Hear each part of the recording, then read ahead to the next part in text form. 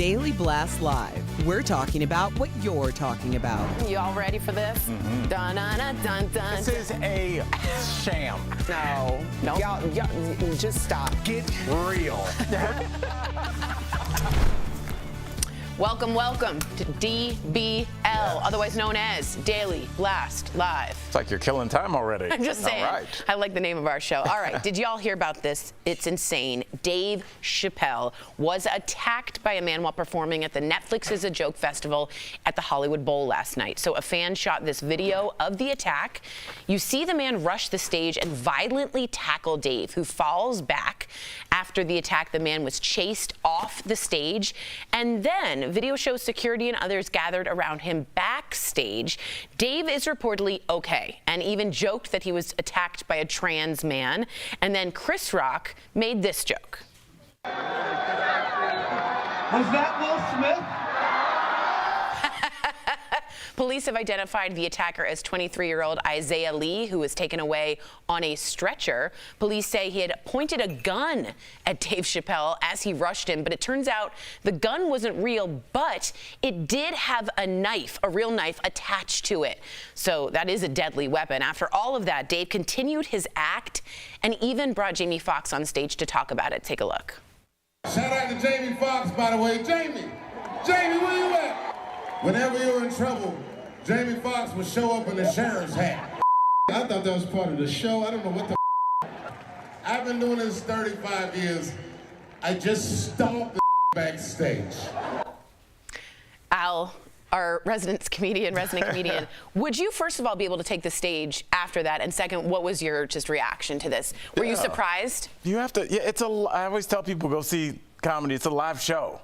You know, I mean, and this is the kind of stuff that does happen. Obviously, it's been in the news a lot, and people are more charged up. And I do think this is another example of how the internet is radicalizing people. We didn't see this as much, but as somebody who's been doing it 16 years, Erica, it's happened to me. It's happened to almost every comic I know. Some people have thrown things. Some people have been punched. Remember pre-pandemic, we saw there was a comic that had the mic stand and was fighting a guy off. Mm-hmm. This is what else could have happened?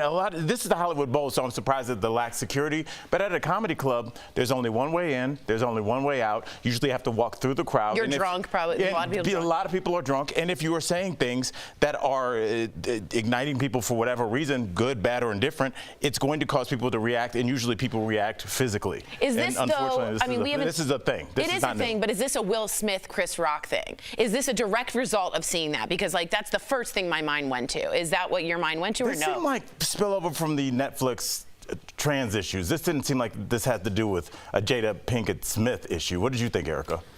I didn't think of the trans issue at all. I just think, you know, you play stupid games, you win stupid prizes, because that arm might go back. I'm not sure. It didn't look great. It didn't look great. And arm is hurt. I went to a Dave Chappelle show probably, I guess, 3 years ago, before the pandemic, and someone approached the stage, and it was like the most, it's almost like it's such a surreal thing in the audience, so I can't imagine what it's like to be on stage and have someone approach. And he wasn't like, you know, being violent or anything, but he really felt like he was entitled to walk up to him on the stage. And I remember thinking, like, he was right in front of me, and I remember thinking, like, is this dude gonna, like, or somebody gonna get him, or like, what's gonna happen? Part of it? Right, and no one did anything, because it's so surprising. Like, we live in a society of social rules, norms, and mores. Like, most of us follow and abide by those guidelines. So when someone doesn't, I think everybody just kind of like, it's a shock. Like, no one really knows what to do. But I'm glad that Dave's okay. And yeah, that arm, you know, sorry for you, bro. I wish it was more shocking. I mean, I hope you can see, like, this is not shocking to me at all. I'm like a little. I've been with several comics. One had to come back to the city they were performing in to testify against the guy that came after him. I was at a Chris Rock show when he was warming up for an HBO special maybe 10, 12 years ago in West Palm Beach, where I think I told you guys off camera, somebody yelled the N-word at him from the first table in the front row, maybe a foot and a half from him, because he was telling a joke that this guy did not care for. Yeah. And so this is not new to us at all. And I mean, it's just a matter of time. Comics are the only A-list celebrities. There's A-list celebrities on that stage that you can get that close to. Nobody could get that close to J-Lo. I don't even know where Beyonce is. Yeah, right. You know, she's kept in a secret location. No, I don't even know if she's on the actual earth. She's she might kept be in hovering. a secret location. But comics you can have access to, and we are paid to say controversial things. The audience is sitting there already amped up with their preconceived notions coming into the show, and now we are dumping a ton of alcohol on it, and this is going to happen more often than not. I just have to say that I think this is a direct, in my opinion, this seems like a direct result or a copycat of the Chris Rock Will Smith thing, and that it happened at the Hollywood Bowl. First of all, where was the security? And second of all, I really appreciate this. Air Benes says most comedians are not fighters. They use words instead of their fists. So it's an interesting juxtaposition between the two. It's already scary not in that case. Yeah, right. It's already scary to do stand-up, okay? Not have people come up and violently strike you. Ridiculous. Well, we do have an update to a story we talked about yesterday about the corrections officer Vicky White, who is accused of helping an inmate who is also a murder suspect escape from an Alabama jail. Security camera footage shows Vicky casually holding the door for the inmate who just walks out of the jail in handcuffs. She then puts him in the back of a black sheriff's cruiser, and the two take off together. They reportedly had an AR-15 and a shotgun with them. Also, new details about their alleged romantic relationship are coming out, including the fact that it reportedly took place for the past 2 years. Some other inmates also said he was getting special privileges, all thanks to her. I think that last part could be assumed. Yeah. Look. We talked about this earlier, Erica. Like anytime you have a confined situation where there are people that are opposite or even same sex, they're in a confined situation. Romance is going to blossom, whether one person has one uniform on or one person has an inmate uniform on. When people connect, this is what happens. Somebody's lonely, somebody finds somebody that treats them well, and they're willing to put their entire life on the line, which she did for this man. That's real love. No, it's not. I'm just kidding. That's not real love. That's delusion. There are so many, people, it's always so crazy to me when, someone has a breakup or, all these things. And it's I understand that people, the heart wants what the heart wants. Mm-hmm. But do you have any idea how many people are actually living on this earth currently? There's going to be somebody else. There really will. Yeah. I promise you. You don't have to blow up your entire life and existence for love. I swear to you. I swear. Good for you. Can I ask you guys a question quickly? The inmates are saying he's getting special attention. Clearly, the staff had to know that too. Could they possibly be implicated? There's no way that no one noticed. Implicated? There's no way that no one noticed that she's clearly right, giving extra. Apparently, he got extra food. Apparently, he's also not supposed to be with just one solo officer. So that also was on video being totally okay. So there will be investigation, I assume, internally of what's going on. But that's they'll be caught again in an hour. Right? They've been gone for They have been gone for a little while. The Whites. All right, coming up on DBL, our interview with Lindsey Vonn. She tells us what life is like after retirement, and fallout from the leaked Roe v. Wade document is intensifying. We're talking about the rallies across the country coming up next.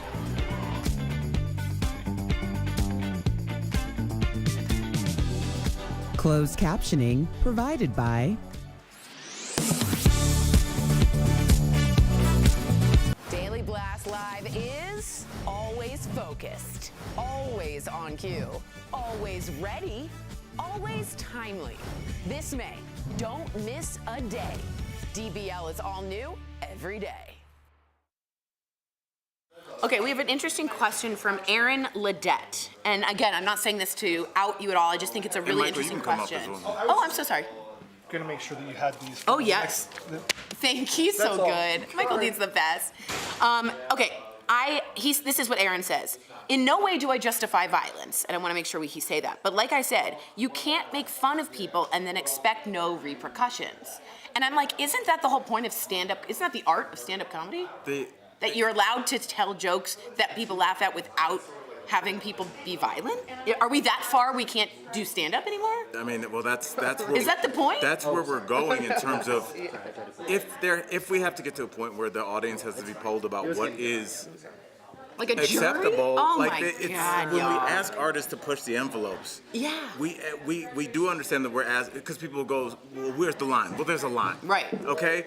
And artists Michael are Richards hit the constantly, line. yes, and that wasn't even art, that was a ranting of a madman. But there will be jokes where somebody's like, I like that. I ain't like that little kid joke you threw in there. Right. And that's okay. And that's so we found the okay. line right there. Right. The line is you don't like jokes about the whatever. But like if we go into everything like, because what if they're a comic and they're self-deprecating, so they're making fun of, I really let myself go during the pandemic. What if somebody goes, hey, I did too, and you're making me feel bad about myself. I'm in therapy to feel better. So now that comic can't make a joke about themselves. Yeah. That's the point of satire. In order to have a society, we have to have some rules in place. And one of the rules is, guess what? You do not legally have to ever go to a comedy show. Exactly. And you can be uncomfortable. You're allowed to be uncomfortable. And if you see comedy on YouTube, you turn away. You can turn away. That's okay. another thing, right? You know, in Plato's Cave, the whole idea is you can turn the TV You know when off. I turn away? When? We had to watch it on TV. When people break arms and stuff in sports, I don't like Love that. I turn away. I don't like that. Theismann I don't want that forever.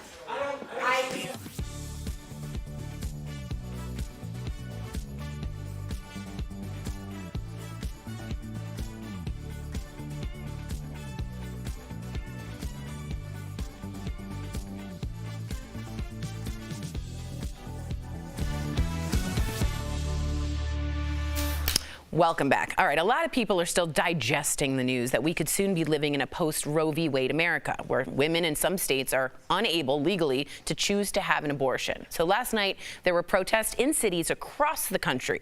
In Los Angeles, police officers were on the scene and actually had to clear the streets. And check this out.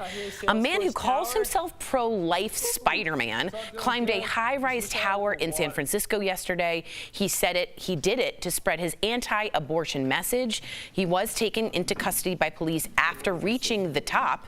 We're also hearing more details about the investigation into the leaked Supreme Court opinion, including the fact that Chief Justice Roberts wants to keep it in-house for now and not refer it to the Justice Department. Well, that's pretty appropriate that he's climbing a building, because that's the only thing that man's going to climb. Oh! Look. Erica, my only issue with what he did is, like, when people have like a specific skill and they want to like just kind of show it off and they need to attach it, they're like, he's like, I'm going to climb that building, and there's also a pro-life rally. So guess what I am? I'm going to put these two together. I thought that was a strange confluence, but either way, this is going to be, a topic that is going to be discussed all the way until it's law. And I mean, we really have to think about, yes, they're going to kick this back to the states. There's probably going to be 20, 23 states that will try and reverse or actually reverse Roe v. Wade. The bigger thing is in 2024, since we do obviously have a conservative court, we could have a conservative president. I was waiting for someone to say that. We could have a conservative Senate Congress. and a conservative House. And what happens? And now we start talking about a federal law. So thank you. So at some point in 2024, if it all goes Republican, they could make this a federally banned right that, in my opinion, we have a right to do. So that is an option on the table. And just so everybody knows, too, for me, I just am getting ready to fight, and I'm so tired of fighting. But when I say that the state elections matter now, I mean it with the bottom of my heart, because now it's up to the states to decide if abortion is legal or not. And there will be certain places where women will have to go in different places geographically. But when I say state elections matter, I could not mean them more in this case. Well, of course. I mean, this is something that, especially you, I mean, you're so tapped into politics and the law, but people aren't paying attention. Another thing that people aren't paying attention to is I am so excited for all of these people who are so excited about the reversal of Roe v. Wade and their grandbabies that their sons are going off to college and making that they don't know anything about, and they have to welcome them into their homes. Mm-hmm. That is so exciting to me because we are really wanting to make sure that every life, even before they're born, really matters. So congratulations. Fair. Yeah, we're in a scary place. And I mean, it's just the reversal of this wouldn't just start with, it wouldn't end with Roe v. Wade. I mean, obviously, our LGBTQ brothers and sisters know what's coming down the pipe. Yes, interracial marriage. Interracial marriage, and even just the idea of just having, non-disclosure between you and your doctor and the government. Just the racial privacy. In terms of what they're giving, if your doctor is giving you pills to do an abortion at home. So now patient privilege is now violated. So I hope y'all are ready. Yeah. Get your popcorn, Erica. I mean, there's a saying that you live in interesting times. Yeah, and I think this timeline is quite interesting. And may I remind people, this, in my opinion, doesn't stop abortions, and this is scientifically researched. It stops safe abortions. Women will find a way to have, and what I say is back alley, horrendous abortions. We will go back to that. So women will now be dying from abortions instead of the other way. I want to read what Reese Witherspoon said. She said, "Hey, SCOTUS, let Roe v. Wade stand." Whoopi Goldberg had a great take on The View, which our Lindsey Granger is on. She said, quote, "This is not a religious issue. This is a human issue." And Bill Gates says a reversal of Roe v. Wade would set us back 50 years and disproportionately impact the most vulnerable women. I do think we're being disproportional with those comments as well. There's a lot of people that are pro-life. So happy. So, like, monumentally happy. Let's be honest about both parties at the table here as well. Totally fair. And that's a conversation that's going to go down. It's going to go down sooner than we thought. Coming up on DBL, our interview with champion ski racer Lindsey Vonn. You're not a skier. Oh. Have you ever skied? No. We'll find out the most unique prize she won after a race.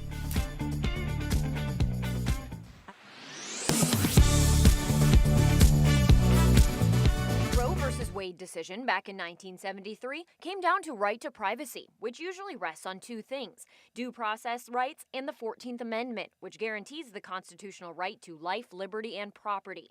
But this draft says the right to an abortion is not considered an implied constitutional right. So let's verify.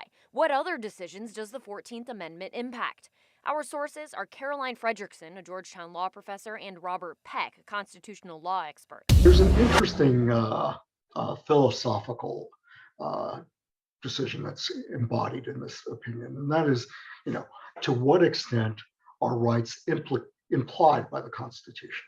This opinion asserts that abortion is not one of those implied rights. There are other subsequent decisions dealing with equal marriage, gay marriage, and so forth that rest on the same foundation. The idea of an implied right to privacy is the foundation of these other big decisions, like Obergefell versus Hodges, the case that legalized gay marriage, and Loving versus Virginia, the case that legalized interracial marriage, as well as Griswold versus Connecticut, which affords married couples the constitutional right to buy and use contraceptives, and Lawrence versus Texas, which made same-sex sexual activity legal in 2003. As for whether those precedents are at risk, it's hard to say. It basically is an invitation to those who oppose those decisions to come back to the Supreme Court, frame your arguments the same way that this case, the opinion in this case was framed, and then see if you can get the same result. Justice Samuel Alito, author of the draft opinion, argues the abortion issue is, quote, critically different from any other right that this court has held to fall within the 14th Amendment's protection of liberty.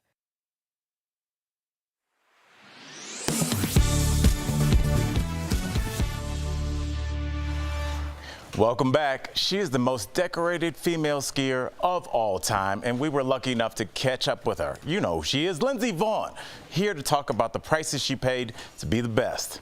Take a look. Wow, we got Lindsey Vonn here, you guys. Welcome to DBL. Hi. You've won countless competitions and awards, but we found out one of your prizes was an actual, real, living cow. Yes. So you have to tell the story. How did this happen, and do you still have it? So yeah, it was a crazy race. I actually saw the cow in the finish, and I was like, I want to win today just so I get this cow. Yes. And then it was kind of like a promotional thing, and they were like, we want to give you a check and give us the cow back. And I said, no, you told me I could keep the cow. So I kept the cow, negotiated for the cow. And I actually have like 6, 7 cows, maybe more. I've got quite the herd. What? That's oh my gosh. really cool. My son Miles is obsessed with cows. We had a cow birthday party. All he says is cow, even though he can say other words. It's cow this, cow that. Wow, that is so cool. You're like the coolest person ever. Seriously. You won some gold medals, but cow, pro cow. Yeah, as long as I got the cows, I'm good. But she has a herd. Okay. It's interesting because I was thinking about this morning when I saw that we were going to be able to interview you, and I've seen some documentaries on skiing and how dangerous it is, how many injuries you guys rack up. But people think about football players as being tough and UFC fighters being tough, but you guys really hurt yourself a lot. So as a pro skier, how were you always able to come back and just compete? And what was the hardest injury that you dealt with? I've had quite a few injuries over the course of my career. I think the hardest was when I had a spiral fracture of my humerus because I lost all feeling in my hand. Like I couldn't use my hand at all. I couldn't feed myself. I couldn't write. I literally couldn't hold a pencil. So that actually, scared me more than blowing my knee out. But thankfully I can use my hand now. Everything works well, and just have quite a bit of knee pain, but I think that's, everyone pays a price for success, and that's the price I paid, but I wouldn't change it for the world. But that speaks to your perseverance. It speaks to why you're such a champion on and off the slope. So to that point, let's talk about your new book, Rise, which is incredible, everybody. Why did you decide to write this memoir right now? It took about a year and a half. I wrote it, and I was just in a really interesting state of mind. I was actually kind of resentful that I was retiring. I didn't want to retire. I was really forced to because my body had gone through too many injuries, too many surgeries. And so I actually scrapped that entire book that I wrote that I spent a year and a half on. I started over. Wow. And I was in a much better place. I'm really happy now. I am accepting of the fact that I'm retired. I'm very busy and I'm happy. And I think that is reflected in the book, and I really wanted it to be something that was inspiring, where sharing my stories of adversity would help others overcome their own adversities. And Lindsey, something you wrote about in the book about how hard it was coping with life after retirement. I played football in college, but such a small level, it wasn't anywhere going pro, but it was like a piece of me died when I stopped playing. So why did you end up talking to a psychologist? Was it that detrimental to you after retiring that it was like something part of you was gone? Yeah, I totally agree entirely. It's really, you're going through the stages of mourning where you're angry, you're sad, you're frustrated. There's so many feelings. And, I thought, well, I've been through so much in my life. I can handle this. This is no problem. But it was, I think, the hardest thing that I've had to overcome is kind of making that next step forward and turning the page on this next chapter of life. I know who I am. I know where I want to go. I'm not just a ski racer. I'm Lindsey, and I'm very happy with that. I have to ask before we go, when you are casually skiing, are people like, oh my gosh, that's Lindsey Vonn? I can't imagine being on the slopes and seeing you go right by. Usually it's, they don't recognize me until I've passed them. They're kind of like, who is that? And then I fly by and they're like, oh, shoot, I think that's, and I'm like, yep, that's me. That is so cool. That is so cool. Okay, so Lindsey, thank you so much for chatting with us. To our readers out there, if you need some inspiration, trust me, do not forget to read her memoir, Rise, My Story, available now. We'll be right back. Thank you so much, Lindsey. Cool. Thanks for talking to us. Thanks, guys. Appreciate it. Bye-bye. Thanks. Promotional consideration is brought to you by... Hours after Elon Musk announced he was buying Twitter in a $44 billion deal, some social media users began wondering what happened to a charitable deal that Musk offered. A post by podcast host Brian Tyler Cohen with more than 500,000 likes claims Musk told the UN that he would donate $6 billion to help end world hunger, but he never delivered. So let's verify. Did Elon Musk tweet that he would donate $6 billion to the UN World Food Program to fight world hunger? Our sources are the UN's World Food Program, tweets from Elon Musk, and reply tweets by David Beasley, the chief of the WFP. The controversy started on October 31st, 2021, when CNN published a story that claimed 2% of Musk's wealth would solve world hunger and cited the WFP. Musk responded by challenging the WFP to explain how $6 billion would help solve world hunger and offered to sell Tesla stock to do it. Beasley replied to clarify that the money could help save 42 million people on the brink of starvation and not completely solve world hunger. The two men exchanged some tweets before Musk asked for a detailed accounting of the WFP's spending. The WFP followed through 2 weeks later, and Beasley tagged Musk in a tweet with a link to the plan, but the billionaire never responded. So, yes, Elon Musk did tweet that he would donate $6 billion to the UN World Food Program to fight world hunger. A filing with the Securities and Exchange Commission shows Musk donated nearly $6 billion worth of Tesla stock a few days after the WFP published its plan. However, it's not known where that money went because the WFP told Fortune it has yet to receive a donation from Musk. With your Verify, I'm Brandon Lewis. The question we're looking at today is climate change increasing the pollen count? Our source is Dr. Sandra Hong with the Cleveland Clinic, the CDC, a study published in the Proceedings of the National Academy of Science Journal, and a study featured in Nature Communications. According to the CDC, the changing climate has caused shifts in precipitation patterns, more frost-free days, warmer seasonal air temperatures, and more carbon dioxide in the atmosphere. These changes can affect when the pollen season starts and ends, how much pollen plants create, and how much pollen is in the air. The human-caused climate change is really changing our pollen seasons, so it's lengthening the number of days that we can have pollen allergies. And in addition to it, it has been increasing pollen counts. They found that it seems to be linked to increased temperatures. According to the study in the Proceedings of the National Academy of Science Journal, the pollen season has lengthened by 20 days over the past 3 decades.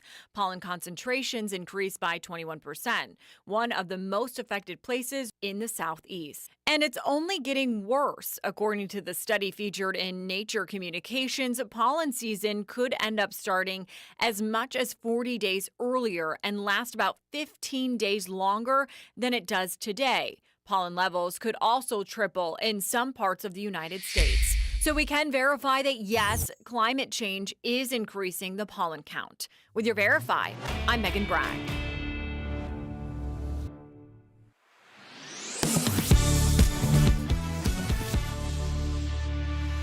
We all know how it goes. The seasons are changing. It's getting a little warmer. And let me guess, you wanted some new spring and summer gear, but your closet is already packed with clothes. Well, we've got an app that's going to solve your problems, and it's called Vinted.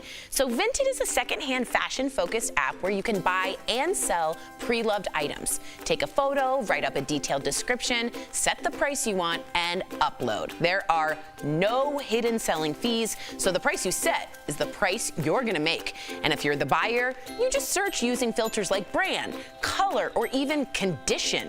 And when you finally find that dream piece, you pay through the app. The best part is that to ensure your money is safe, the seller doesn't get paid until you receive your item and make sure it's okay. And get this, Vinted is free to download, so if you don't wear it, sell it. I think this is a really responsible, eco-friendly way of dealing with consignment clothes and not having to create new fashion all the time. Oh yeah, I wouldn't be surprised if my husband already made an account to get rid of half the stuff in my closet. That's amazing. It's the way to go, and yes, eco-friendly is nice that you can say that, but you just get really dope vintage clothes. You do. Which I love, and you can get those kind of signature pieces as well that are old school. They have that look, but they're like not marked up, so yeah, I'm here for that's this. all Al, that's true. Before we go, we do want to say, may the 4th be with you. May 4th marks a celebration of all things Star Wars. If you don't know, it comes from this famous Star Wars phrase. Hey, Luke. May the Force be with you. There you go.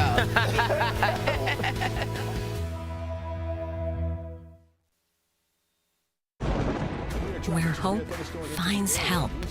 Where courage meets conviction. Where makers make fans. We are Tegna, a family of local and national media brands that bring us together, serving the greater good of our communities. Where national know-how backs local business. Be in good company with Tegna.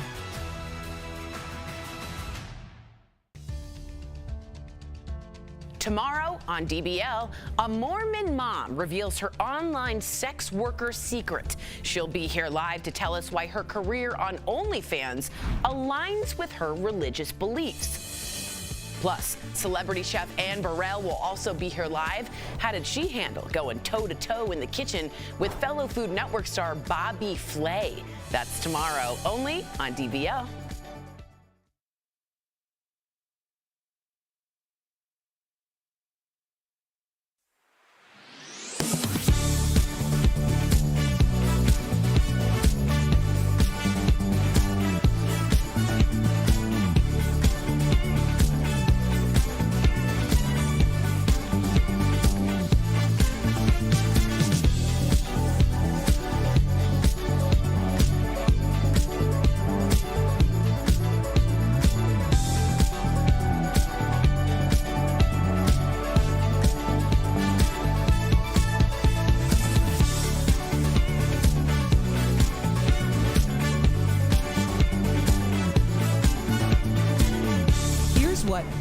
talking about today on Daily Blast Live.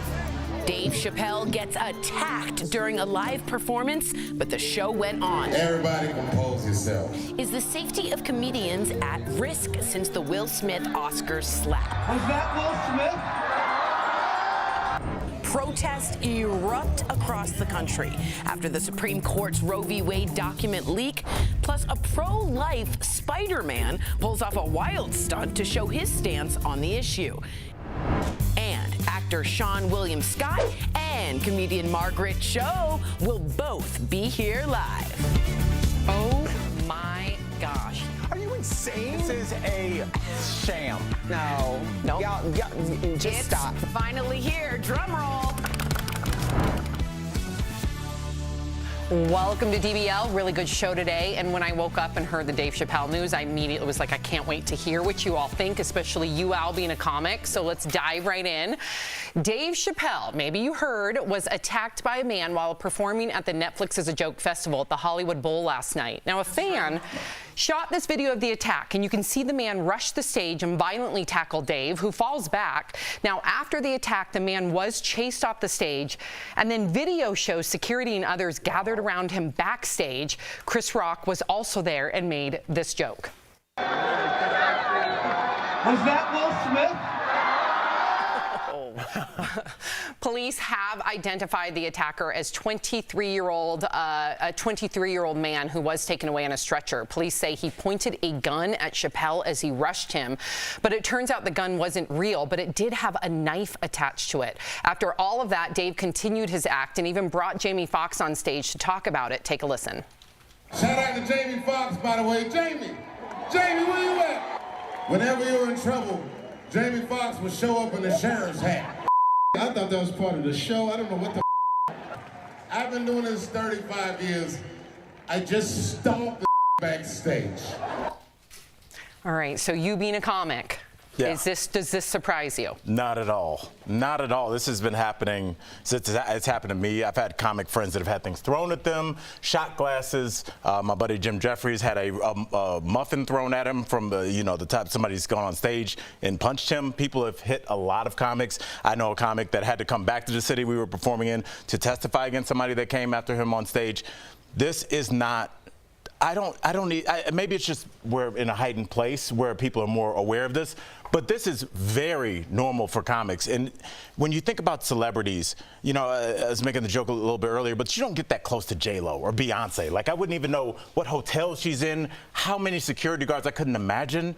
But comics, especially when they're working out for a new special, you can get right next to Dave Chappelle. You plop down $150, he'll walk right past you on his way to the stage. So if he's a person or any other comic that has said anything that could slightly be confrontational or seen as agitating the public, those people that have been radicalized over the internet over the last couple of years could be waiting for you as long as they're willing to pony up that $150.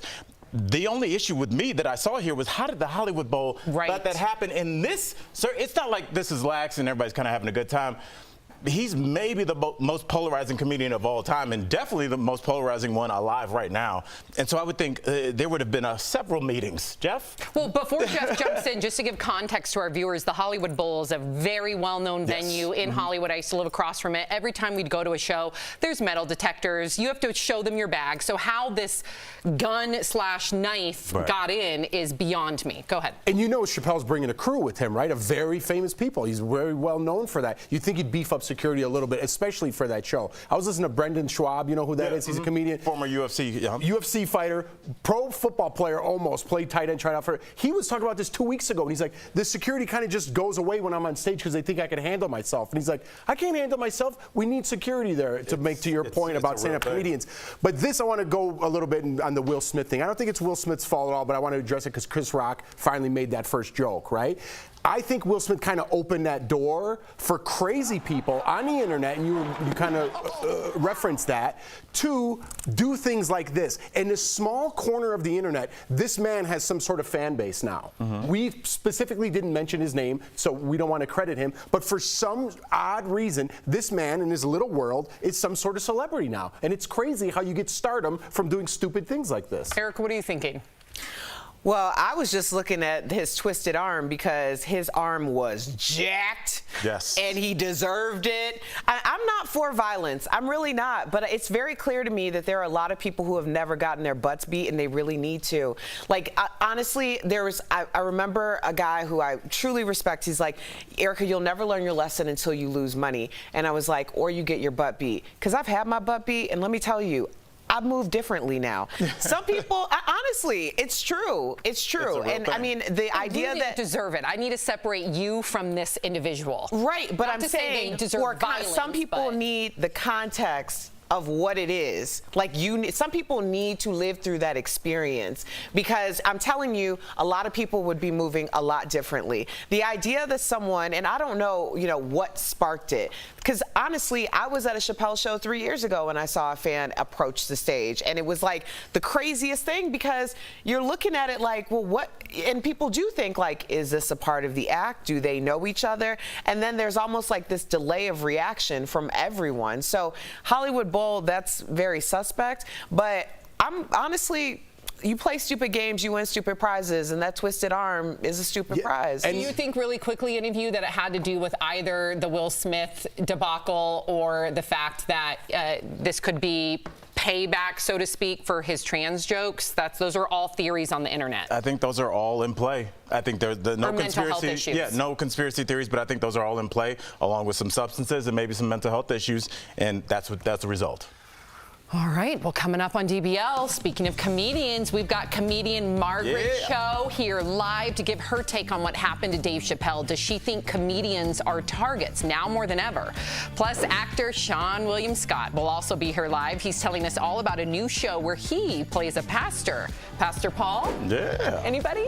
And fallout from the leaked Roe v. Wade document. Let me tell you guys, it is intensifying. We're going to talk about the rallies across the country coming up next.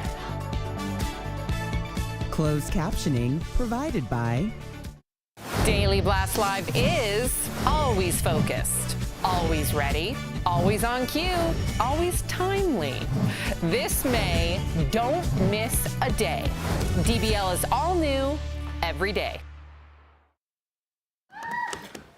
All right, so I was going to finish up about like repercussions with things, you know what I mean? So this is the repercussion of that man going on stage, which I think is totally justified. Yes. When you look at Will Smith, and again, I want to keep dragging Will into this because people are responsible for their own actions. But Will didn't really he wasn't arrested. He accepted an award 30 seconds after that, and now he can't go to Oscar for 10 years. People are like, well, that's no big deal. I think I'll give this a crack. I mean, Will Smith's reaction, or what happened to Will Smith, isn't going to be the same as what happens to you. What happens to you is going to be what happened to this man running on stage with Dave Chappelle. And everyone thinks like, oh, they can't touch me, the authorities can't do this. Listen, people are starting to take matters in their own hands, and that's a place we don't want to be, because I would like it to go there, but you know what I mean? Unfortunately, I'm an adult and I can't take it there. It's a real thing. There are if you come into my house trying to harm my family, there's going to be some sort of harsh And let's talk about the aftermath of it. So when Chris Rock goes back on stage, or if you were to been attacked, or even in the incidents where you did felt like the lines were crossed, does it make it harder for you to get back on? Not at all? No. What about some of your friends that have been punched in the face, like Jim Jeffries? No. No, because that's the reason that they say that it's a live show. You, more than almost anybody I've ever met, have been to a lot of stand-up shows. Yeah. The reason that you go rather than watching on YouTube is like you have to be there. Yeah. And there's a live element to it. And there's also, not as much as like in UFC or anything, but there is a little bit of an element of anything can happen. And a lot of times, are you thinking like violence though? No, but you can feel when there's agitation. When you say something to a table and like they say something back that's a little hostile. Do you want more security? I think the clubs are going to have to, because there's going to be a lawsuit there soon. Has to be.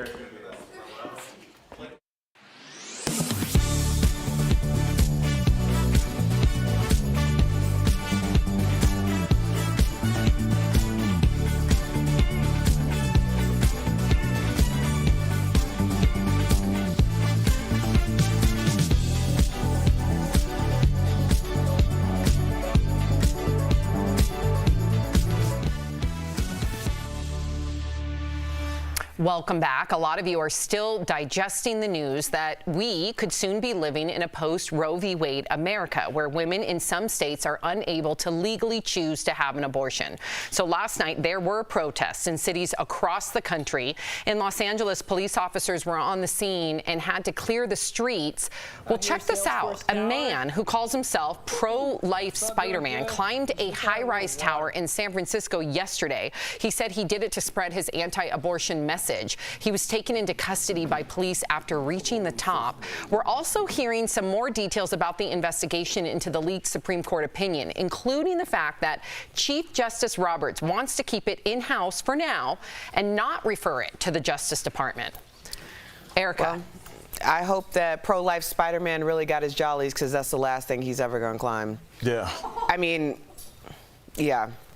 This is like, it's so ridiculous that, first of all, well, actually, Al, I'm just gonna defer to you about pro-life Spider-Man. Well, I don't want to spend too much time on pro-life. I think you know a lot about this guy? No, I just know that this is performative. I think that he was going to climb that tower either way. If there had been another rally for something else, he would have been down there like, I'm pro something else. So PLS isn't going to stick. No, I don't think that that's his thing. But what I do think is that this is performative. Yeah. But there's also, we saw very quickly this leaked out, and everybody's like, well, we'll see. I think they kind of slow rolled this idea out, because now what they've done is they've locked in the votes of the judges. They cannot go back now. That decision is out there, and they're giving the country a chance to digest it. I don't think they can go back through multiple drafts. But the judges that do will now look bad in front of the eyes of the public. But no, technically they legally can. Yes. Yeah, I'm curious to see if it will go back. I'm just, the whole leak thing, I was thinking about this yesterday after we talked about it a little bit, really concerns me, because the country is now at odds again, right? It seemed like maybe a year or two, we're kind of getting back to normalization, kind of learning things from our past. And now, all of a sudden, we are at each other's throats again. 50-50 divided. It's something everyone's talking about. Everyone's yelling again on the internet. And it's like, I can't feel like this isn't calculated in some way. I don't know how the result's going to turn out, if they are going to pull it back, or if this is just to pin the country against each other for someone else's advantage. Look at each individual county per different states. You see in different states and different counties, the large majority will be pro-life or pro-choice. And that, you brought this up yesterday, and it really got me thinking, if this goes forward, which it looks like it will, I do think that constituents and citizens are going to have to feel or think about where they live, where they bring up their kids, representing their own ideology. Right. You know, I agree with you, Sam, but I also think, Jeff, I love a good conspiracy, so I'm always looking at, if someone's telling me to look right, I'm going to look left every time, But when you're saying that we're so split and divided, I'm wondering if we're seeing the rise of division or if we're seeing the rise of apathy, because so many people are very apathetic on so many issues that they don't vote, that they don't really, like, they may make their voices heard on the internet, but they're not actually doing anything that's going to change it. I think this issue is different, in my opinion. I feel like this issue is the hot button issue, and some people only vote because of this issue.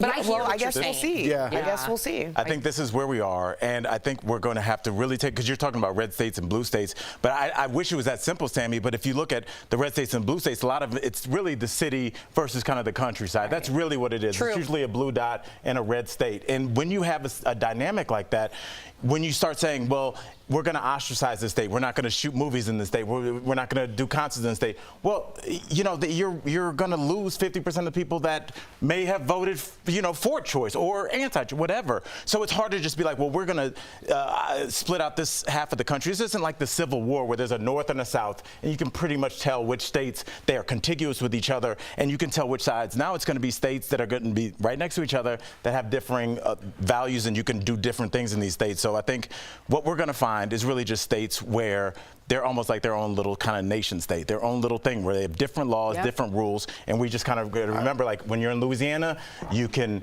drink a beer in the middle of the street, but you can't smoke marijuana. When you're in Colorado, you can smoke marijuana, but you can't drink a beer in the street. I think that's what's going to happen. I just feel bad for some of the individuals that don't have the resources to leave if that's not exactly what they want. Right. Those are the real victims, in my opinion. Coming up next, you guys, actor Seann William Scott is going to be here live, so stay with us. I feel Roe versus Wade Wade decision back in 1973 came down to right to privacy, which usually rests on two things: due process rights and the 14th Amendment, which guarantees the constitutional right to life, liberty, and property. But this draft says the right to an abortion is not considered an implied constitutional right. So let's verify. What other decisions does the 14th Amendment impact? Our sources are Caroline Fredrickson, a Georgetown law professor, and Robert Peck, a constitutional law expert. There's an interesting philosophical decision that's embodied in this opinion, and that is, to what extent are rights implied by the Constitution? This opinion asserts that abortion is not one of those implied rights. There are other subsequent decisions dealing with equal marriage, gay marriage, and so forth that rest on the same foundation. The idea of an implied right to privacy is the foundation of these other big decisions, like Obergefell versus Hodges, the case that legalized gay marriage, and Loving versus Virginia, the case that legalized interracial marriage, as well as Griswold versus Connecticut, which affords married couples the constitutional right to buy and use contraceptives, and Lawrence versus Texas, which made same-sex sexual activity legal in 2003. As for whether those precedents are at risk, it's hard to say. It basically is an invitation to those who oppose those decisions to come back to the Supreme Court, frame your arguments the same way that this case, the opinion in this case was framed, and then see if you can get the same result. Justice Samuel Alito, author of the draft opinion, argues the abortion issue is, quote, critically different from any other right that this court has held to fall within the 14th Amendment's protection of liberty.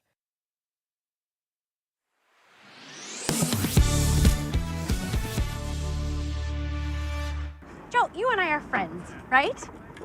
Yeah, absolutely. The kind of friends who will be there for each other no matter how bad it gets? Yeah, of course. Great! I need you to follow me behind this dumpster.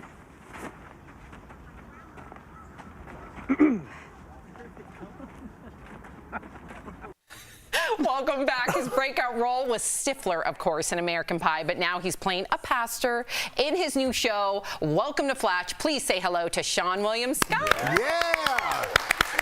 Hey, how are you guys? We're doing well. I love you're rocking the denim. You've got some really cool pictures in the background. I'm trying to decipher what they mean. You so nosy. Oh, yeah? Yes. That's my work. I did all that. I like to paint. You do? You're kidding. No, that's those are Keith Haring's. That's awesome. But not like original. Okay, that's very cool. That was a good cliffhanger to start because I want to know what happened behind that Me dumpster, too. actually. But Seann, we're looking at you right now, and I don't know what you see when you look in the mirror, but I'm looking at a cutie, okay? but you said in the past, that you don't think you're very photogenic. Why did you think that? Looking at a cutie, that's the best. No, I hate. That's so funny. No, I don't like pictures of myself at all. Like I don't know. I maybe have taken like 2 good photos in my life. But I don't think like most people. I'd like to think that most people like don't love themselves in photos. I think it'd be a problem if I like took a photo of myself and I was like, oh yeah, you look good. I'm not that guy. I guess you're right. It makes me feel better because I never look at, I don't like to, I never watch myself on this show. I don't look at pictures of myself. I feel the same way, so I'm on board with that. This is what I want to ask you. You auditioned for Baywatch, which I feel is a win either way. Just to get that which call. Which kind of takes away the good-looking, bad-looking thing. Yeah, my agent, I've never gotten that call and I never will. You have to tell us, how did that audition go? That was my first audition, and I didn't have a car at the time, so I was taking buses around LA, and you always have to kind of change buses, and this was it was kind of the audition was far from where I was living, and I got off the first bus, and as I was getting off the bus, the driver was like, "Watch yourself, kid," and he just closed the door and took off, and I was like, "Huh?" And I looked around and there was like really nobody there in this. I was in the wrong neighborhood, and this like car came in like hydraulics. I'm from Minnesota. I saw that. I'm like, well, that's an interesting car. And these guys came out and they were like, what are you doing here? And I'm like, I'm just trying to get to Baywatch. And they're like, well, you know, you're in the wrong place. And they go, how much money you got? I go, I got $1.35 to, you know, to get to Baywatch and then to be able to get home on the bus. And they're like, give us the $1.35. And then they go like, we want your shirt. And it was like the only good shirt that I had. They're obviously messing with me. The bigger problem is, as I was taking off my shirt, I was kind of chunky because I was like eating oatmeal and rice because that's all I could afford. I was bloated. I was also really pale. I was like Casper the Friendly Ghost. They were like, oh. Anyways, I they left, and then another car came. They must have called their friends, and they're like, hey, we got to mess with this kid.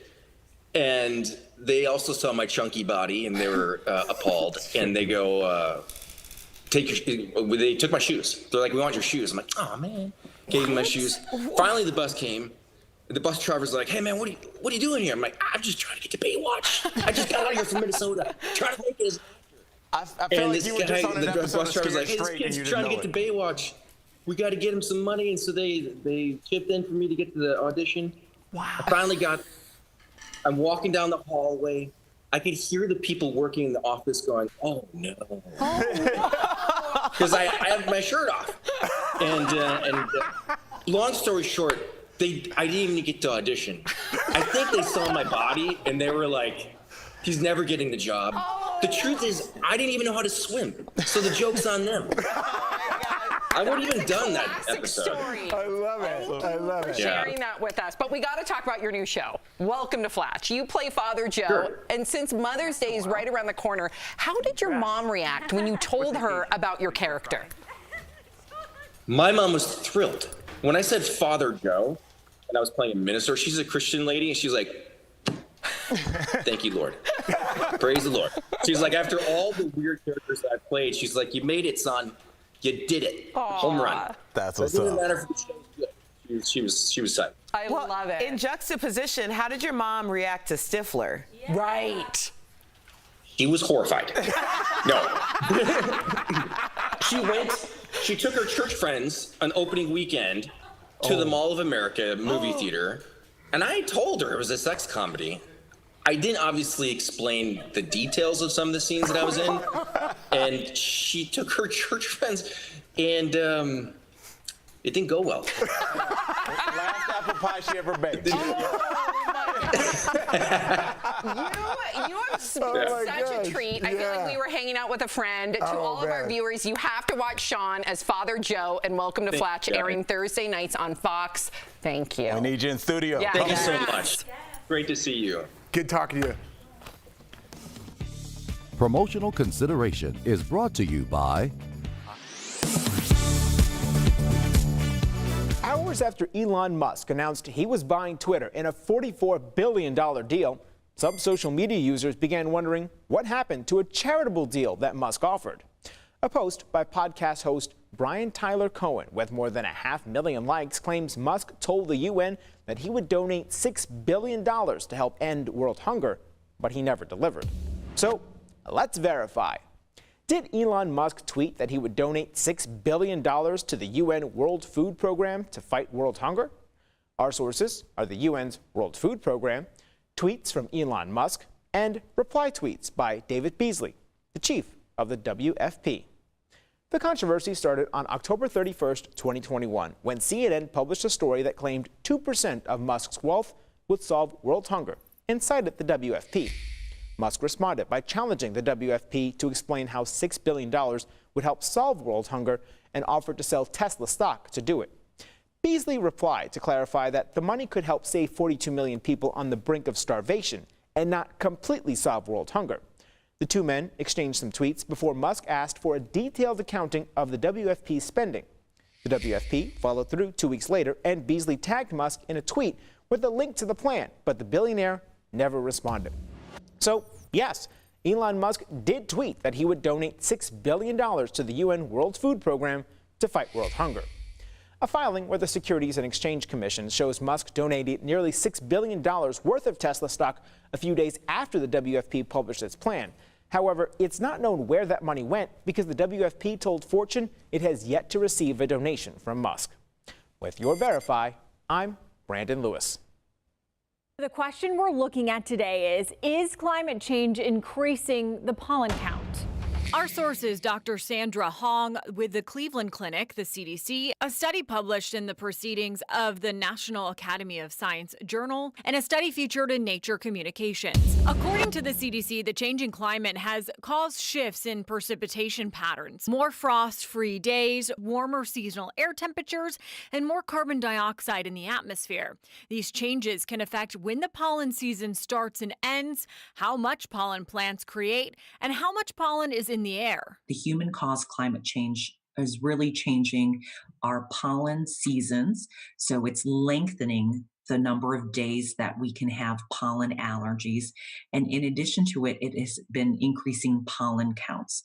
They found that it seems to be linked to increased temperatures. According to the study in the Proceedings of the National Academy of Science Journal, the pollen season has lengthened by 20 days over the past 3 decades. Pollen concentrations increased by 21%, one of the most affected places in the Southeast. And it's only getting worse. According to the study featured in Nature Communications, pollen season could end up starting as much as 40 days earlier and last about 15 days longer than it does today. Pollen levels could also triple in some parts of the United States. So we can verify that, yes, climate change is increasing the pollen count. With your Verify, I'm Megan Bragg.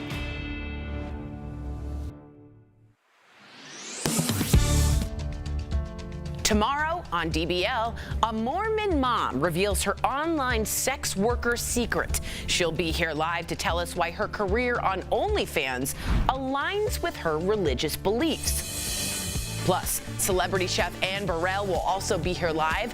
How did she handle going toe-to-toe in the kitchen with fellow Food Network star Bobby Flay? That's tomorrow, only on DBL.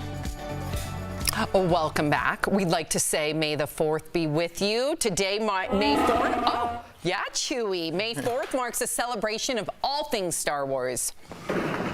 May the Force be with you. Are you guys all fans of this movie, or the movies, I should say? I like The Empire Strikes Back. That's Me my too. movie. Same. Yeah. Yeah. No, I like Erica, you never even saw Game of Thrones, so probably not. Okay. Who's your favorite character? I love you. If you watch the second half of the show online, watch on YouTube, dailyblastlive.com, or our DBL app. But if you get the second half of the show where you are, here's what's ahead. Cardi B talks about the price of fame. Find out why she'd rather go back to the days before she was a rapper.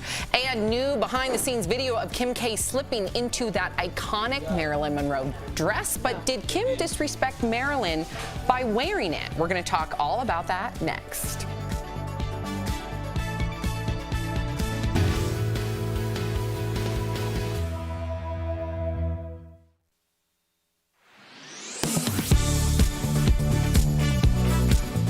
On May 2nd, a draft opinion from the Supreme Court was leaked. It suggested the court would overturn both Roe v. Wade, which has granted the right to an abortion under the 14th Amendment for nearly 5 decades, and Planned Parenthood versus Casey, a 1992 ruling that upheld the federally protected right to an abortion.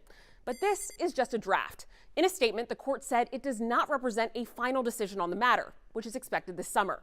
Nevertheless, some people on social media have speculated what U.S. lawmakers could do to ensure abortion rights were federally protected. So let's verify. Can Congress pass a law that supersedes a Supreme Court ruling? Our sources are the U.S. Constitution, the U.S. Supreme Court, Professor Casey Burgett, director of the Legislative Affairs Program at George Washington University, and the Women's Health Protection Act. The answer is yes. Congress could pass a law that would supersede a Supreme Court ruling, but that law could later be struck down by the Supreme Court. In fact, lawmakers have already introduced the Women's Health Protection Act, which would codify Roe v. Wade, legally affirming a pregnant person's right to an abortion. In September 2021, the bill was passed in the House, and on February 28th, the Senate voted against bringing the bill to the floor. But if Congress passes a federal law that codifies a person's right to an abortion, it would supersede this potential Supreme Court decision. However, according to Professor Casey Burgett, director of the Legislative Affairs Program at George Washington University, it's not bulletproof. With your Verify, I'm Ariande Till.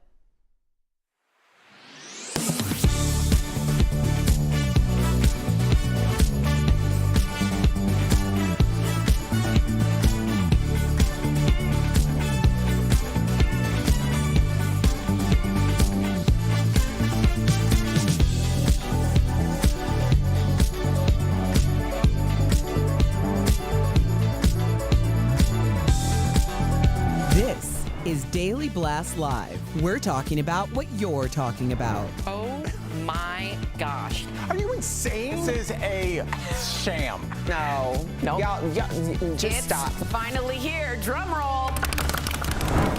Ow. Welcome to DBL. Okay, so Kim Kardashian is facing some backlash over wearing Marilyn Monroe's iconic dress to the Met Gala. Kim borrowed the dress from Ripley's Believe It or Not. Kim said she had to lose 16 pounds in 3 weeks in order to fit into the gown. But a fashion history professor is criticizing the move, saying wearing the dress was, quote, irresponsible and unnecessary, and that such an iconic piece of American history should not be at risk just for an ego boost and a photo op. But the head of Marilyn's estate says he believes Marilyn would have been thrilled to see Kim rocking the gown at the Met Gala. What do you think of the criticism, Erica? I think it's a deflection from what everybody else is talking about today. Well, because Ray J certainly said that he was in bed with Kim, her mama, and Vivid Entertainment, and that the whole thing was all orchestrated. $1 billion later. Well, that's the Kim K story today. I'm sorry. I hate to break it to y'all, but that's what the story is. You broke it to the two dudes here, too. No, Erica, I saw it. He is alleging that Kim and Chris were partnered with him in order to get that release of the video. That's not been confirmed, but that is what Ray J is saying. What did you think? We will follow up tomorrow. What did you think about her wearing this iconic dress, $5 million dress? I thought it was the best part of the Met Gala, and I don't even really pay attention to that. I thought that was such a cool idea to take a piece of American history that iconic and put it on an icon today. Kim Kardashian, for whatever you think she is, whatever she put that video out herself or not, she's a business lady, she's an icon. I thought that was super cool. They didn't ruin it. They took it off right after she took those photos. And then, first of all, what's this guy's name? Professional history dresser? Blanket. Yeah. No, take it easy, guys. I think sometimes you can just address from the past. It's kind of cool to see. It's an interesting thing, and we can all move on.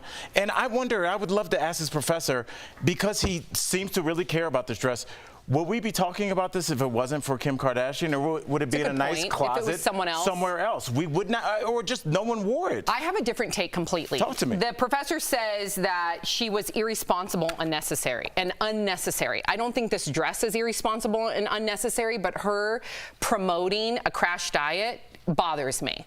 It bothers me how it just slipped off her tongue, how it was no big deal. Yeah, I lost 15 pounds in 3 weeks, and then I had to go eat hot dogs and donuts with Pete after the fact. I don't like that type of promotion. If you're going to say that you did some sort of crash diet and you're going to be transparent about it, like she is, fine. But the tone of her voice, almost laughing about it, worries me, considering how many young girls do that same thing for prom or for whatever it may be. It's not healthy. What about fighters?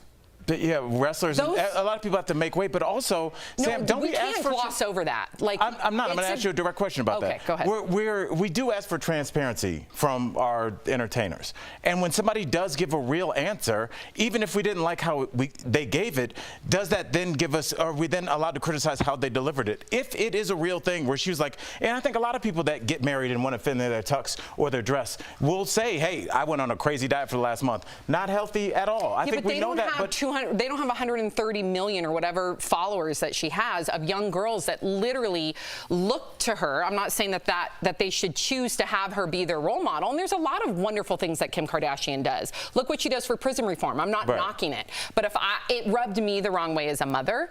And I just know that young girls already struggle with their bodies and their weight. And Kim's body is very manufactured. Let's be honest here. If we're going to be real, let's be real. It's not an easy body to attain unless you have resources. I'll just leave it at that. And it bothered me. But I will say this as somebody who has lost 35 to 40 pounds in 3 months, like each time, and I did this for 5 years when I was competing in fitness competitions. It took me years to regulate my body. I still struggle, and I never had struggles before I started that type of extreme exercise and diet. So there is another side to that, and I want people to be very aware of it, that what you're doing for this moment could have lasting effects for years to come. That's what I wish I would have heard. Just saying, there's a responsibility with her platform, in my opinion. Yeah, but she had to do that in order to fit in this dress because there couldn't be alterations made to it, right? Then she shouldn't have worn that dress. Or no, but that's what she wanted to do. Nilly-willy. I disagree. I think that's something that she committed herself to, right? She wanted to lose that weight. 16 pounds is a lot different than 35. I will in 3 say weeks, that. 16 pounds in 3 weeks is not healthy. Talk to a fighter. You know what I mean? And that you can't shame fighters. That's what they have to do. She's doing this to do what she has to do. I see that as two different things. I see fighting as blood, sweat, and tears as an art and also as a sport. I don't see fitting into a dress as a sport. I think she saw it as art, though. I don't think it's healthy. That's just my opinion. I think we'll all agree it's not healthy. I don't think that's if you want to explain it the way Erica does, totally fine. If you want to act like it's fun and no big deal, that worries me. You got to follow up with a statement that this is what I chose to do and I don't recommend it. There should be a disclaimer when it comes to Kim Kardashian, considering 130 million or whatever people. How many people follow her, by the way, if Emily's here? I think it's like almost like 200 million. It's ridiculous. So I think, unfortunately, with her platform, she's got to have disclaimers with things like that. If it's unfair, you can say that I'm being unfair. That's fine. 207 million. 307 million. Don't take 100 million followers from her. Wow. That's mind-blowing to me. 307 million people. Got it.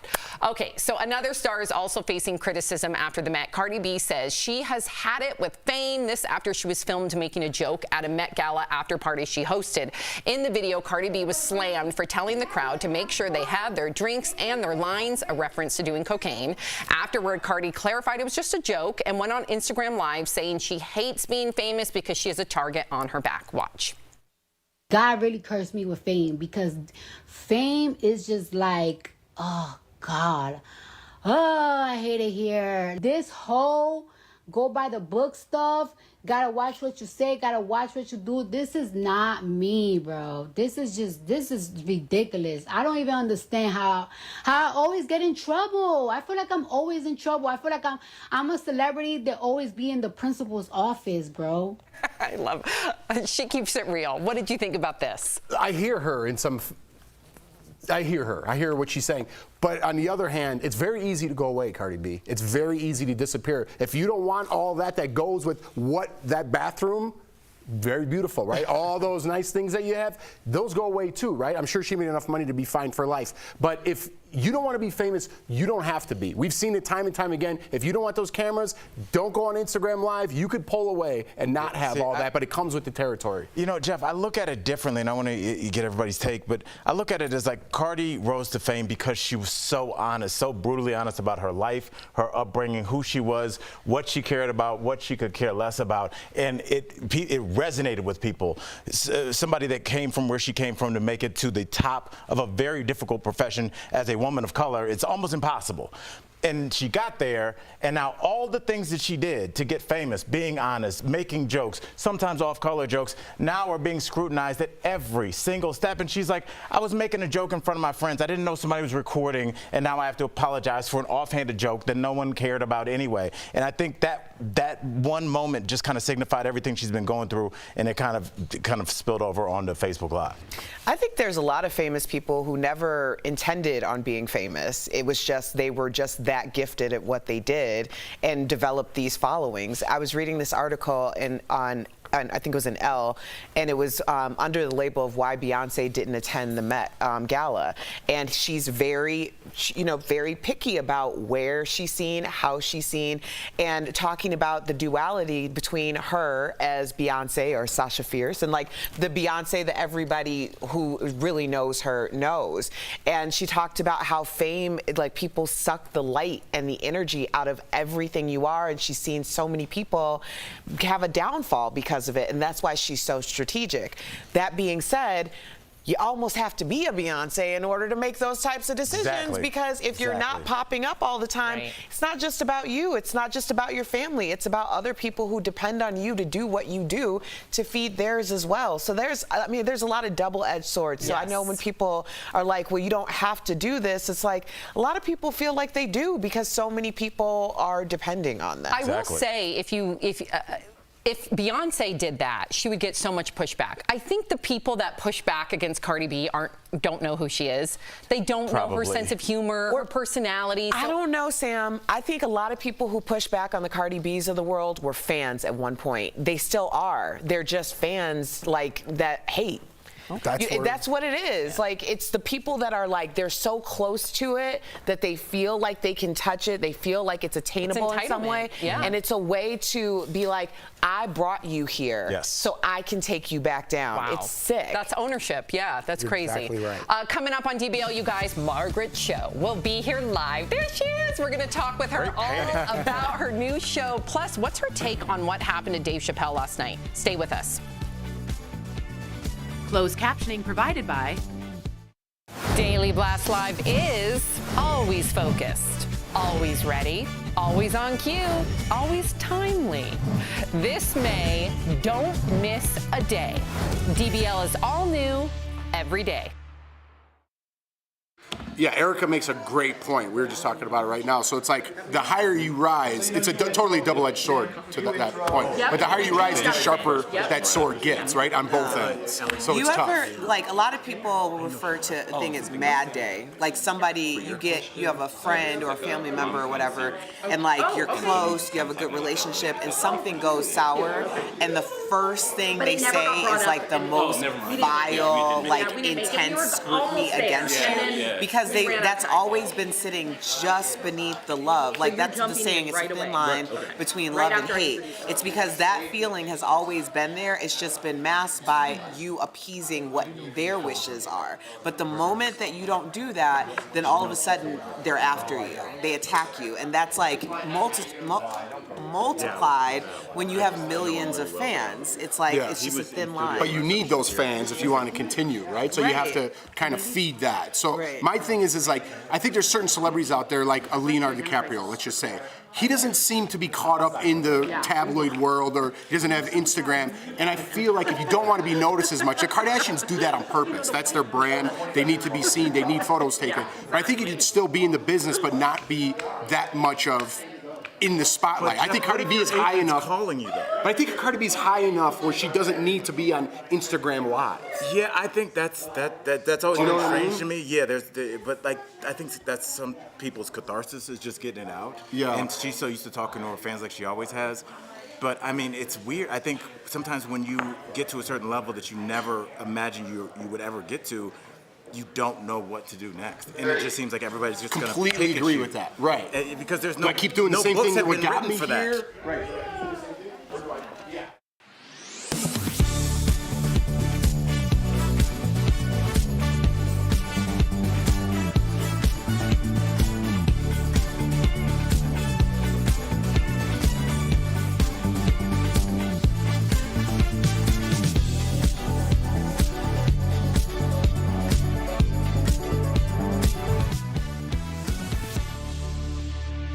She's one of the first American girls to bring Asian and queer representation to Hollywood, and Rolling Stone magazine has named her one of the best stand-up comics of all time.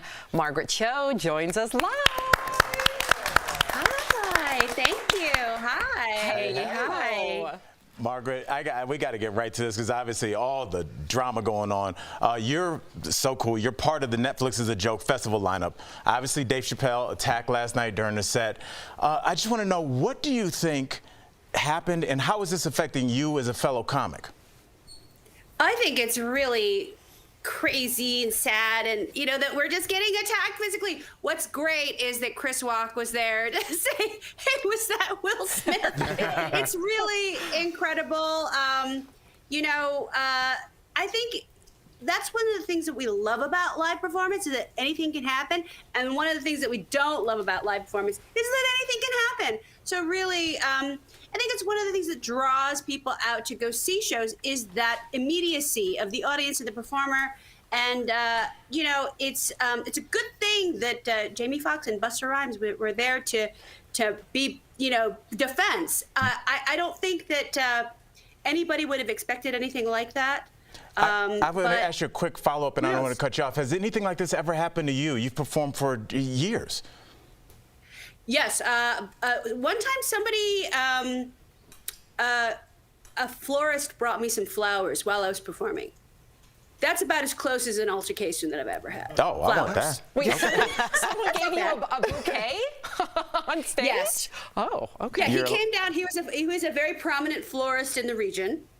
And he came down the aisle to present me with a beautiful arrangement.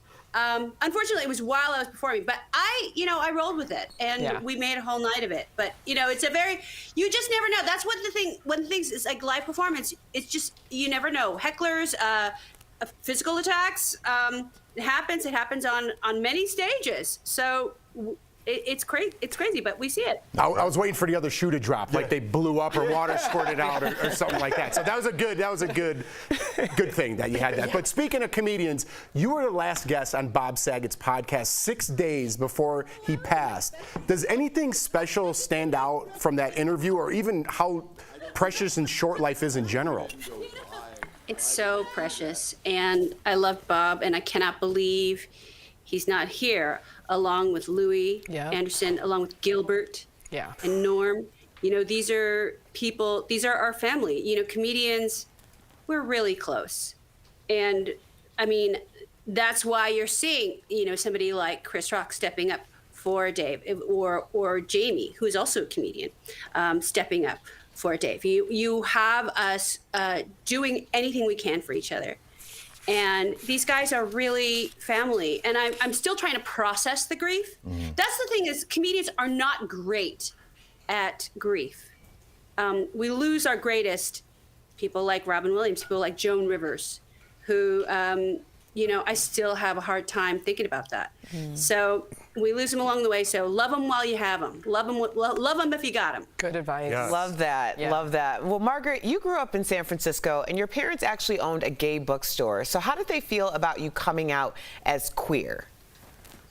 Well, they understand lesbians. They understand straight people. They don't understand bisexual people. Because every time I say, well, I'm actually bisexual, they go, oh, no.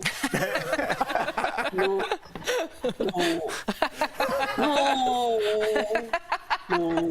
So because they think that the duality of it is false. That you're either betraying one side or another side. But really, I think it's just, they're just only speaking from their own experience of, okay, we're this. But for me, this is sort of the struggle of being queer, is understanding the levels of queerness that you exist in. So I'm very happy to proudly be bi. And by bi, I mean me and everybody else. Exactly. True. Okay, so Fire Island, the name of your new movie. Some viewers may not know that Fire Island is actually a beach town getaway for celebrities and the gay community. Now, tell me, why is it being called or series rather, why is it being called a modern day Pride and Prejudice? Tell us. It is a reimagining of the story where, it's like class is really defined, but when you infuse romance into the story, then it changes the game. So really, these are kind of universal themes that work both in Britain in the 1800s and here on Fire Island in 2022.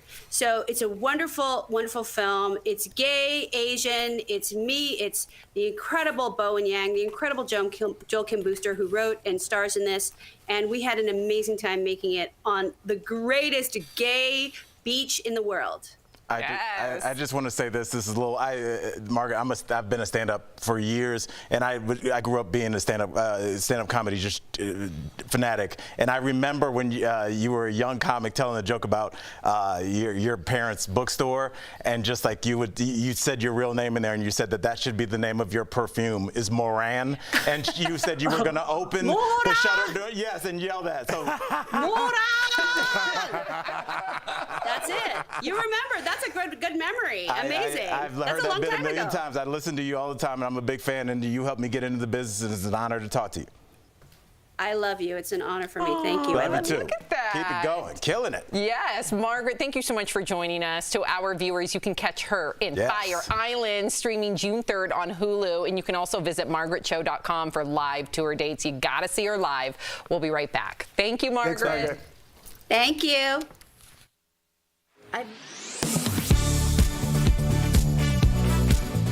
Roe versus Wade decision back in 1973 came down to right to privacy, which usually rests on two things: due process rights and the 14th Amendment, which guarantees the constitutional right to life, liberty, and property. But this draft says the right to an abortion is not considered an implied constitutional right. So let's verify. What other decisions does the 14th Amendment impact? Our sources are Caroline Fredrickson, a Georgetown law professor, and Robert Peck, a constitutional law expert. There's an interesting philosophical decision that's embodied in this opinion, and that is, to what extent are rights implied by the Constitution? This opinion asserts that abortion is not one of those implied rights. There are other subsequent decisions dealing with equal marriage, gay marriage, and so forth that rest on the same foundation. The idea of an implied right to privacy is the foundation of these other big decisions, like Obergefell versus Hodges, the case that legalized gay marriage, and Loving versus Virginia, the case that legalized interracial marriage, as well as Griswold versus Connecticut, which affords married couples the constitutional right to buy and use contraceptives, and Lawrence versus Texas, which made same-sex sexual activity legal in 2003. As for whether those precedents are at risk, it's hard to say. It basically is an invitation to those who oppose those decisions to come back to the Supreme Court, frame your arguments the same way that this case, the opinion in this case was framed, and then see if you can get the same result. Justice Samuel Alito, author of the draft opinion, argues the abortion issue is, quote, critically different from any other right that this court has held to fall within the 14th Amendment's protection of liberty.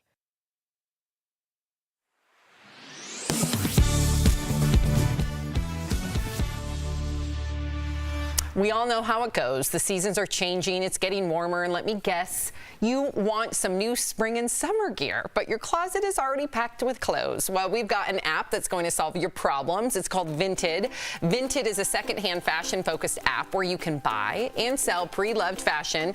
This is what you do. You take a photo, write up a detailed description, set the price you want, and upload. There are no hidden selling fees, so the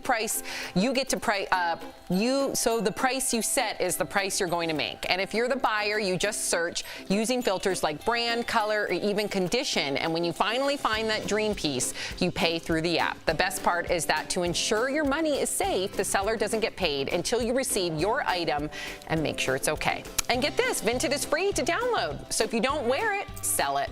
I think this is super responsible and eco-friendly way of consumption. What do you guys think? Look, I'm a big fan of like old school clothes as it is. So I used to go get the old school kind of houndstooth clothes that were a little too big, the 60s, and just get them tailored. And then so you take some old school stuff and make it new school. I'm here for it. I think you can just sell what you're wearing today. I want to also buy old stuff. I like buying old clothes. I do too. You don't like that? Yeah, I like going like the thrift shop sometimes, and you get some good ones. Yeah. This is thrifting on Los Angeles, where we all used to live, had the best thrift shops. I miss them. I know there's great ones here in Colorado as well, but man, Melrose. Remember Buffalo Exchange? Yes. You'd sell your clothes and kind of get a throwdown for the night, you know? Now we got vintage. Yes. Yeah. Yes, we'll be right back. Old memories. Totally. I would like, oh yeah, I made $40. Promotional consideration is brought to you by... Hours after Elon Musk announced he was buying Twitter in a $44 billion deal, some social media users began wondering what happened to a charitable deal that Musk offered. A post by podcast host Brian Tyler Cohen with more than 500,000 likes claims Musk told the UN that he would donate $6 billion to help end world hunger, but he never delivered. So let's verify. Did Elon Musk tweet that he would donate $6 billion to the UN World Food Program to fight world hunger? Our sources are the UN's World Food Program, tweets from Elon Musk, and reply tweets by David Beasley, the chief of the WFP. The controversy started on October 31st, 2021, when CNN published a story that claimed 2% of Musk's wealth would solve world hunger and cited the WFP. Musk responded by challenging the WFP to explain how $6 billion would help solve world hunger and offered to sell Tesla stock to do it. Beasley replied to clarify that the money could help save 42 million people on the brink of starvation and not completely solve world hunger.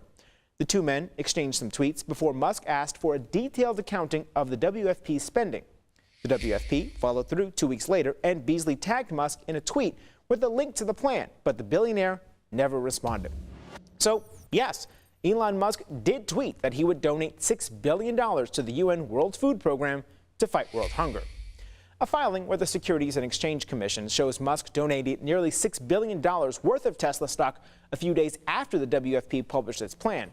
However, it's not known where that money went because the WFP told Fortune it has yet to receive a donation from Musk. With your Verify, I'm Brandon Lewis. The question we're looking at today is climate change increasing the pollen count? Our source is Dr. Sandra Hong with the Cleveland Clinic, the CDC, a study published in the Proceedings of the National Academy of Science Journal, and a study featured in Nature Communications. According to the CDC, the changing climate has caused shifts in precipitation patterns, more frost-free days, warmer seasonal air temperatures, and more carbon dioxide in the atmosphere. These changes can affect when the pollen season starts and ends, how much pollen plants create, and how much pollen is in the air. The human-caused climate change is really changing our pollen seasons, so it's lengthening the number of days that we can have pollen allergies. And in addition to it, it has been increasing pollen counts. They found that it seems to be linked to increased temperatures. According to the study in the Proceedings of the National Academy of Science Journal, the pollen season has lengthened by 20 days over the past 3 decades. Pollen concentrations increased by 21%, one of the most affected places in the Southeast. And it's only getting worse. According to the study featured in Nature Communications, pollen season could end up starting as much as 40 days earlier and last about 15 days longer than it does today. Pollen levels could also triple in some parts of the United States. So we can verify that, yes, climate change is increasing the pollen count. With your Verify, I'm Megan Bragg.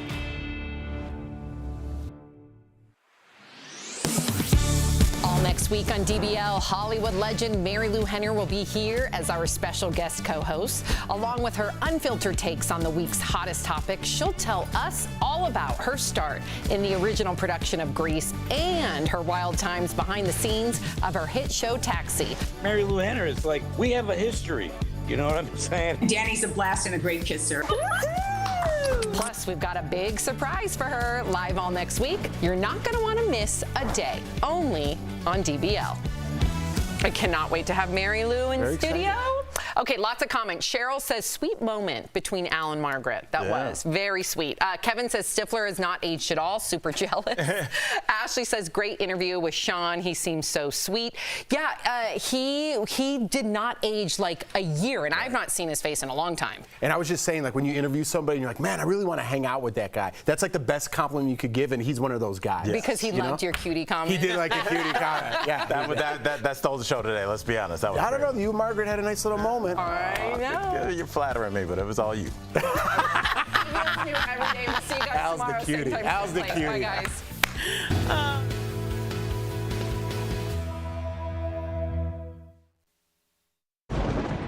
Where hope finds help. Where courage meets conviction. Where makers make fans.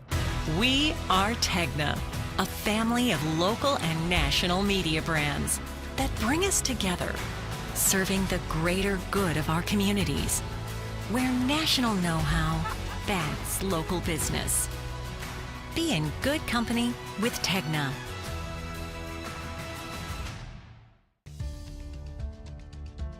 Tomorrow on DBL, a Mormon mom reveals her online sex worker secret. She'll be here live to tell us why her career on OnlyFans aligns with her religious beliefs. Plus, celebrity chef Anne Burrell will also be here live. How did she handle going toe-to-toe in the kitchen with fellow Food Network star Bobby Flay? That's tomorrow, only on DBL.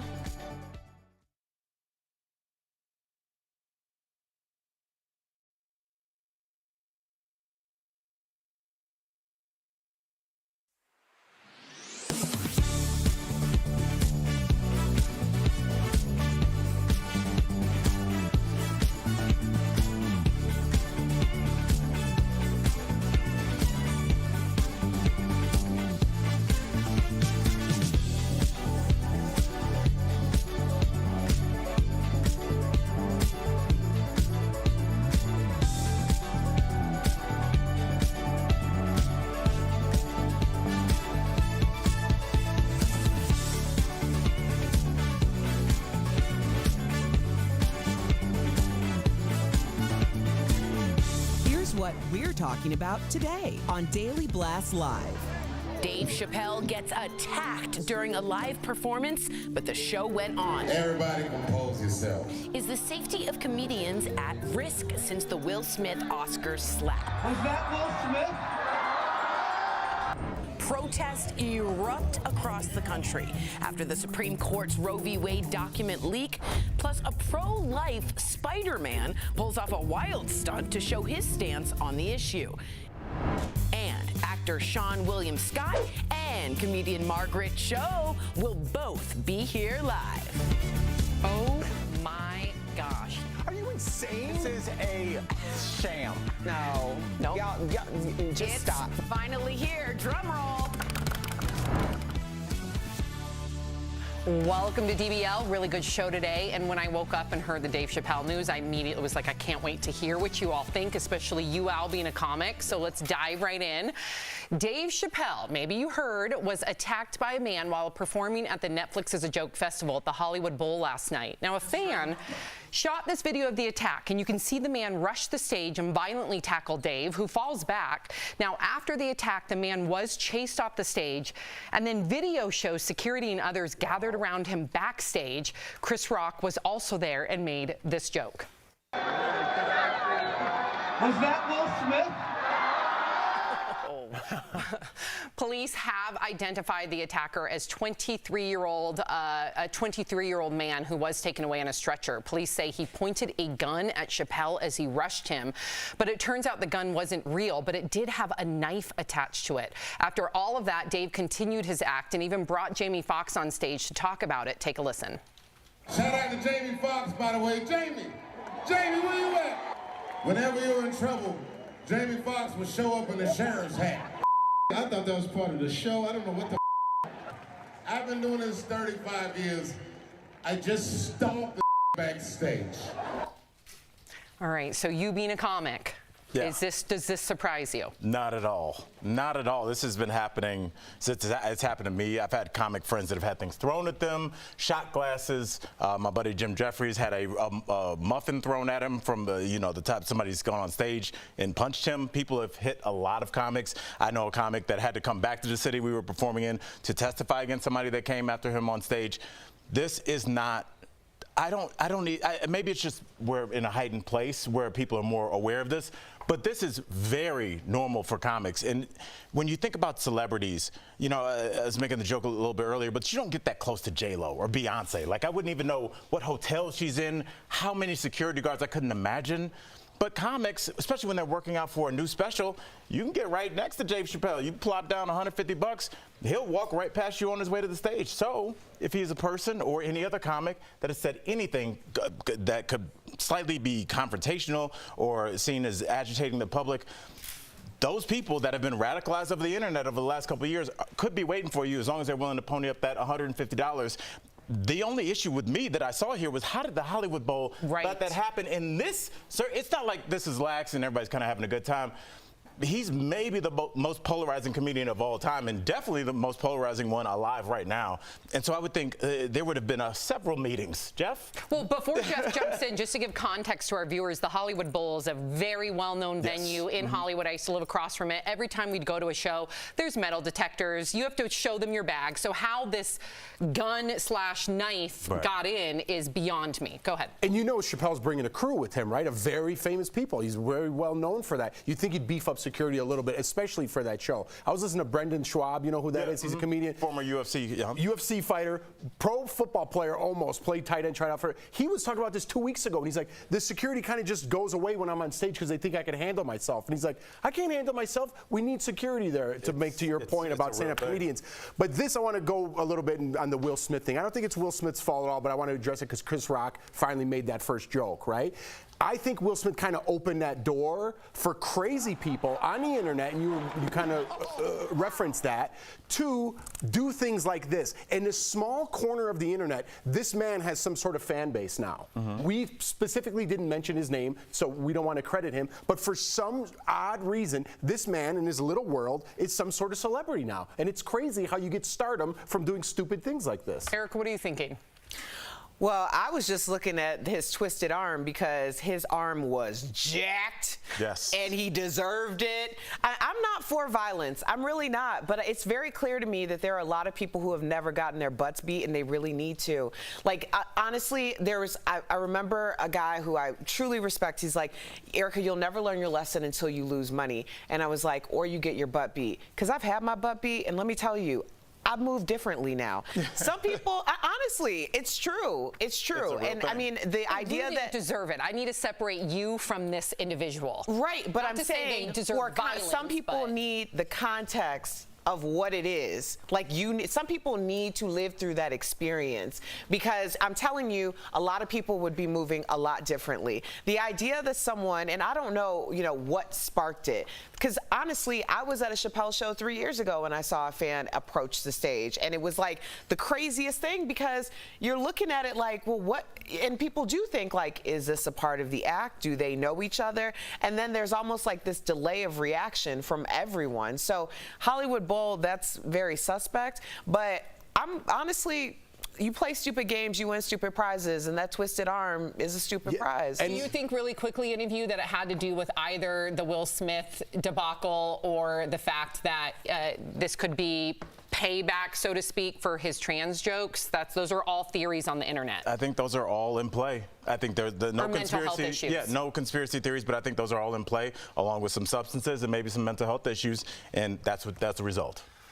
All right, well, coming up on DBL, speaking of comedians, we've got comedian Margaret Cho here live to give her take on what happened to Dave Chappelle. Does she think comedians are targets now more than ever? Plus, actor Seann William Scott will also be here live. He's telling us all about a new show where he plays a pastor. Pastor Paul? Yeah. Anybody? And fallout from the leaked Roe v. Wade document. Let me tell you guys, it is intensifying. We're going to talk about the rallies across the country coming up next. Closed captioning provided by Daily Blast Live is always focused, always ready, always on cue, always timely. This May, don't miss a day. DBL is all new every day.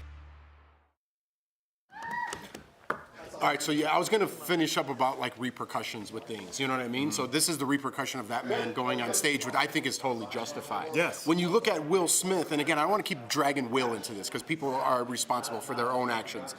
But Will didn't really he wasn't arrested. He accepted an award 30 seconds after that, and now he can't go to Oscar for 10 years. People are like, well, that's no big deal. I think I'll give this a crack. I mean, Will Smith's reaction, or what happened to Will Smith, isn't going to be the same as what happens to you. What happens to you is going to be what happened to this man running on stage with Dave Chappelle. And everyone thinks like, oh, they can't touch me, the authorities can't do this.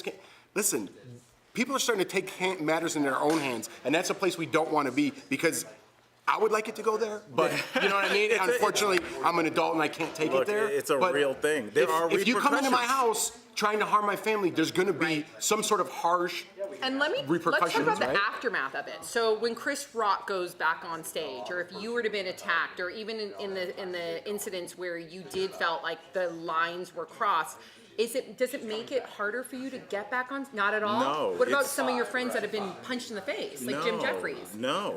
No, because that's the reason that they say that it's a live show. You, more than almost anybody I've ever met, have been to a lot of stand-up shows. Yeah. The reason that you go rather than watching on YouTube is like you have to be there. Yeah. And there's a live element to it. And there's also, not as much as like in UFC or anything, but there is a little bit of an element of anything can happen. And a lot of times, are you thinking like violence though? One of those things? No, but you can feel when there's agitation. When you say something to a table and like they say something back that's a little hostile. Do you want more security? I think the clubs are going to have to, because there's going to be a lawsuit soon. There has to be.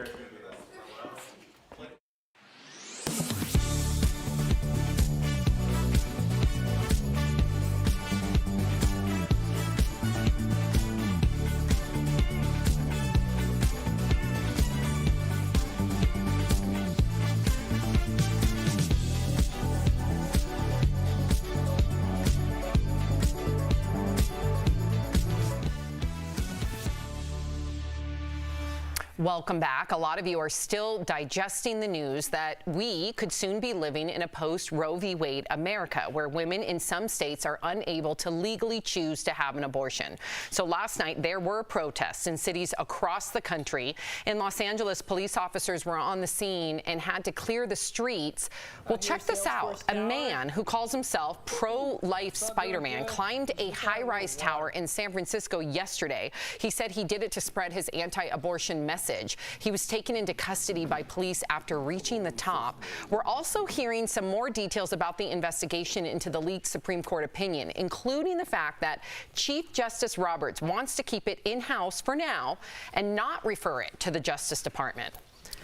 Erica. Well, I hope that pro-life Spider-Man really got his jollies, because that's the last thing he's ever going to climb. Yeah. I mean, yeah.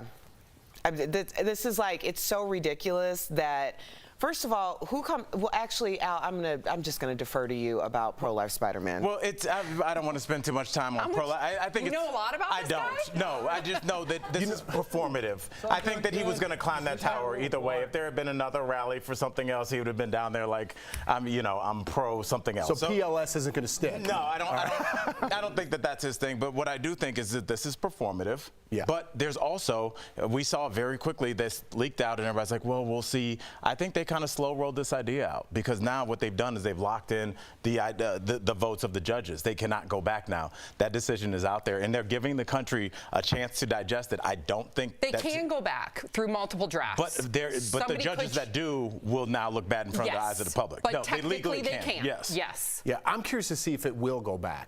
I'm just, the whole leak thing, I was thinking about this yesterday after we talked about it a little bit, really concerns me, because the country is now at odds again, right? It seemed like maybe a year or so, we're kind of getting back to normalization, kind of learning things from our past. And now, all of a sudden, we are at each other's throats again. 50-50 divided. It's something everyone's talking about. Everyone's yelling again on the internet. And it's like, I can't feel like this isn't calculated in some way. I don't know how the result's going to turn out, if they are going to pull it back, or if this is just to pin the country against each other for someone else's advantage. Maybe I just think states are so different now that we are not the United States, we are the divided states. And I don't see that changing. Like, if you look at each individual county per different states, you see in different states and different counties, the large majority will be pro-life or pro-choice. And that, you brought this up yesterday, and it really got me thinking, if this goes forward, which it looks like it will, I do think that constituents and citizens are going to have to feel or think about where they live, where they bring up their kids, representing their own ideology. Right. You know, I agree with you, Sam, but I also think, Jeff, I love a good conspiracy, so I'm always looking at, if someone's telling me to look right, I'm going to look left every time, you know? But when you're saying that we're so split and divided, I'm wondering if we're seeing the rise of division or if we're seeing the rise of apathy, because so many people are very apathetic on so many issues that they don't vote, that they don't really, like, they may make their voices heard on the internet, but they're not actually doing anything that's going to change it. I think this issue is different, in my opinion. I feel like this issue is the hot button issue, and some people only vote because of this issue. But I guess we'll see. I guess we'll see. I think this is where we are, and I think we're going to have to really take, because you're talking about red states and blue states, but I wish it was that simple, Sammy, but if you look at the red states and blue states, a lot of it's really the city versus kind of the countryside. Right. That's really what it is. True. It's usually a blue dot and a red state. And when you have a dynamic like that, when you start saying, well, we're going to ostracize this state, we're not going to shoot movies in the state, we're not going to do concerts in the state, well, you know, you're going to lose 50% of the people that may have voted, for choice or anti-choice, whatever. So it's hard to just be like, well, we're going to split out this half of the country. This isn't like the Civil War where there's a North and a South, and you can pretty much tell which states they are contiguous with each other, and you can tell which sides. Now it's going to be states that are going to be right next to each other that have differing values, and you can do different things in these states. So I think what we're going to find is really just states where they're almost like their own little kind of nation state, their own little thing where they have different laws, different rules, and we just kind of remember, like, when you're in Louisiana, you can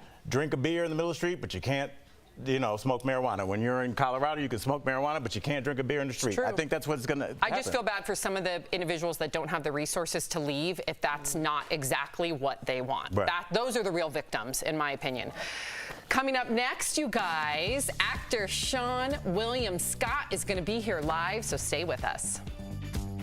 I feel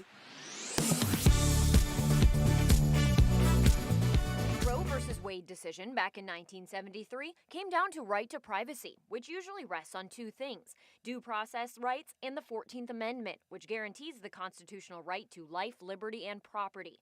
But this draft says the right to an abortion is not considered an implied constitutional right. So let's verify. What other decisions does the 14th Amendment impact?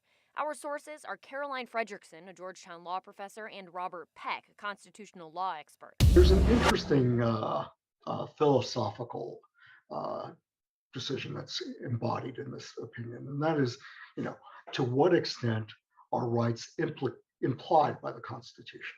This opinion asserts that abortion is not one of those implied rights. There are other subsequent decisions dealing with equal marriage, gay marriage, and so forth that rest on the same foundation.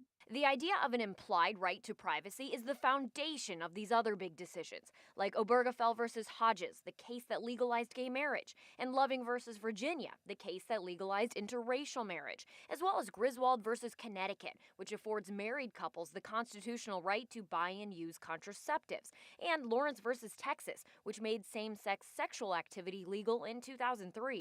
As for whether those precedents are at risk, it's hard to say. It basically is an invitation to those who oppose those decisions to come back to the Supreme Court, frame your arguments the same way that this case, the opinion in this case was framed, and then see if you can get the same result. Justice Samuel Alito, author of the draft opinion, argues the abortion issue is, quote, critically different from any other right that this court has held to fall within the 14th Amendment's protection of liberty.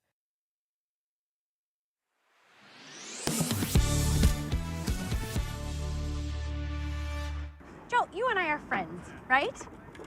Yeah, absolutely. The kind of friends who will be there for each other no matter how bad it gets? Yeah, of course. Great! I need you to follow me behind this dumpster.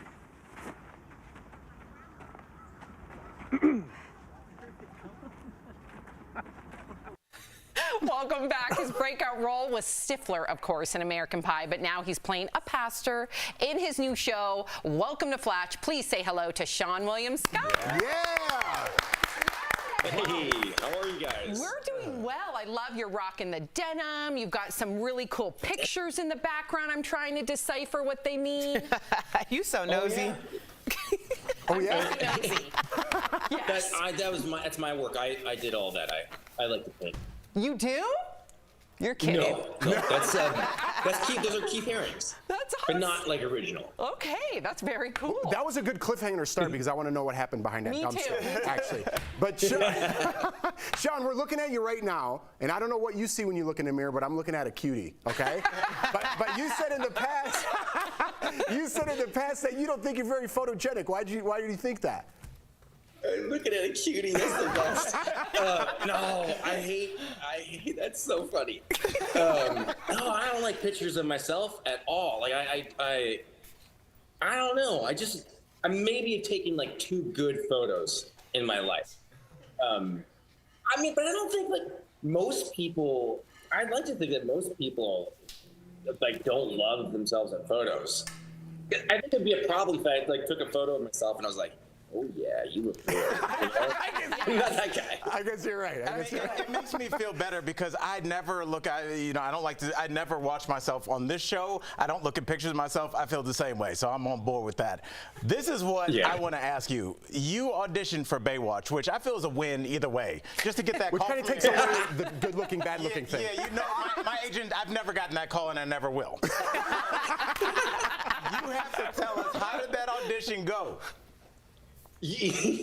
That was my first audition, and I didn't have a car at the time, so I was taking buses around LA, and you always have to kind of change buses, and this was it was kind of the audition was far from where I was living, and I got off the first bus, and as I was getting off the bus, the driver was like, "Watch yourself, kid," and he just closed the door and took off, and I was like, "Huh?"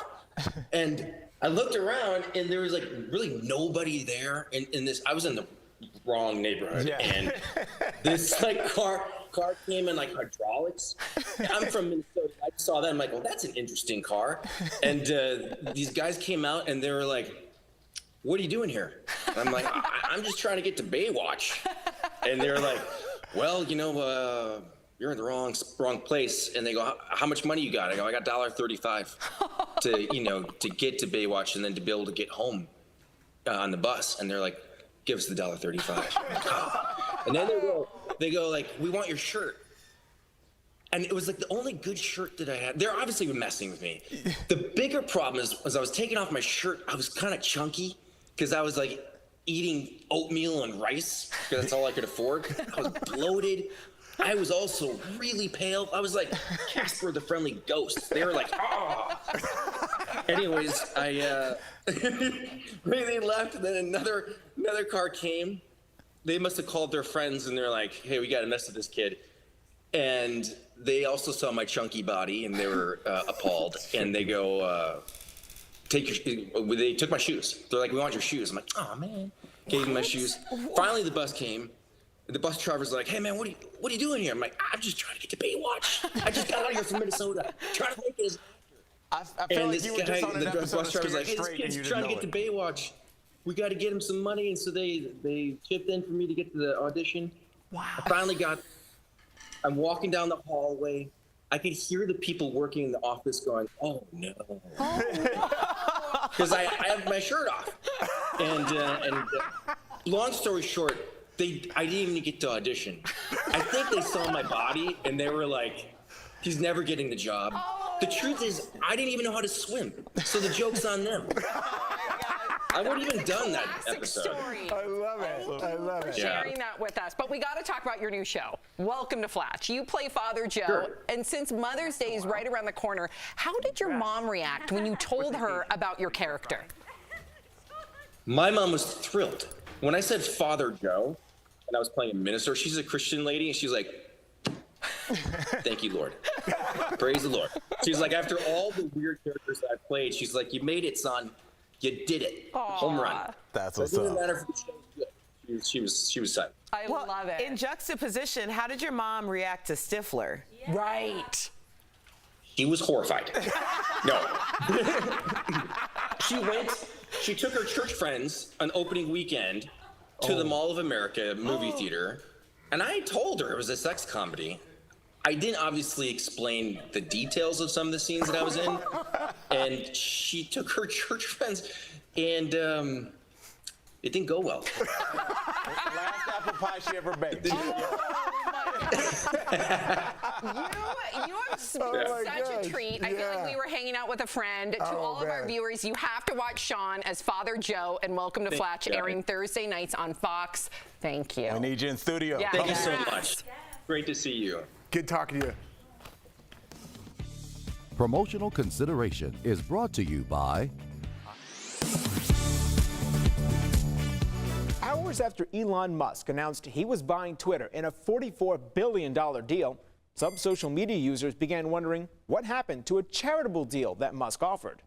A post by podcast host Brian Tyler Cohen with more than 500,000 likes claims Musk told the UN that he would donate $6 billion to help end world hunger, but he never delivered. So let's verify. Did Elon Musk tweet that he would donate $6 billion to the UN World Food Program to fight world hunger? Our sources are the UN's World Food Program, tweets from Elon Musk, and reply tweets by David Beasley, the chief of the WFP. The controversy started on October 31st, 2021, when CNN published a story that claimed 2% of Musk's wealth would solve world hunger and cited the WFP.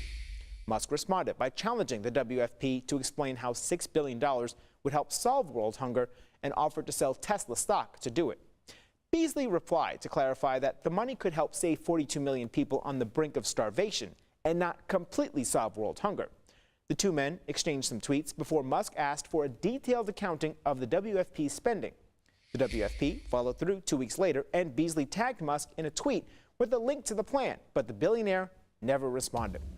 So, yes, Elon Musk did tweet that he would donate $6 billion to the UN World Food Program to fight world hunger. A filing with the Securities and Exchange Commission shows Musk donated nearly $6 billion worth of Tesla stock a few days after the WFP published its plan. However, it's not known where that money went because the WFP told Fortune it has yet to receive a donation from Musk. With your Verify, I'm Brandon Lewis. The question we're looking at today is climate change increasing the pollen count? Our source is Dr. Sandra Hong with the Cleveland Clinic, the CDC, a study published in the Proceedings of the National Academy of Science Journal, and a study featured in Nature Communications. According to the CDC, the changing climate has caused shifts in precipitation patterns, more frost-free days, warmer seasonal air temperatures, and more carbon dioxide in the atmosphere. These changes can affect when the pollen season starts and ends, how much pollen plants create, and how much pollen is in the air. The human-caused climate change is really changing our pollen seasons, so it's lengthening the number of days that we can have pollen allergies. And in addition to it, it has been increasing pollen counts. They found that it seems to be linked to increased temperatures. According to the study in the Proceedings of the National Academy of Science Journal, the pollen season has lengthened by 20 days over the past 3 decades. Pollen concentrations increased by 21%, one of the most affected places in the Southeast. And it's only getting worse. According to the study featured in Nature Communications, pollen season could end up starting as much as 40 days earlier and last about 15 days longer than it does today. Pollen levels could also triple in some parts of the United States. So we can verify that, yes, climate change is increasing the pollen count. With your Verify, I'm Megan Bragg.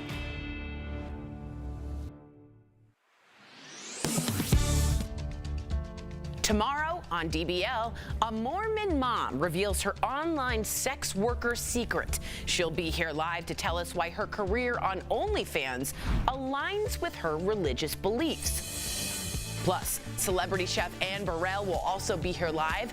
How did she handle going toe-to-toe in the kitchen with fellow Food Network star Bobby Flay? That's tomorrow, only on DBL.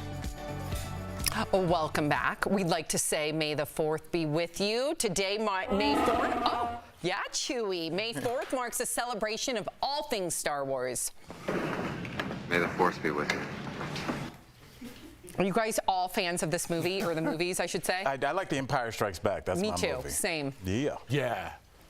No, I like Erica, you never even saw Game of Thrones, so probably not. Okay. Who's your favorite character? I love you. If you watch the second half of the show online, watch on YouTube, DailyBlastLive.com, or our DBL app. But if you get the second half of the show where you are, here's what's ahead. Cardi B talks about the price of fame. Find out why she'd rather go back to the days before she was a rapper. And new behind-the-scenes video of Kim K slipping into that iconic Marilyn Monroe dress. But did Kim disrespect Marilyn by wearing it? We're going to talk all about that next.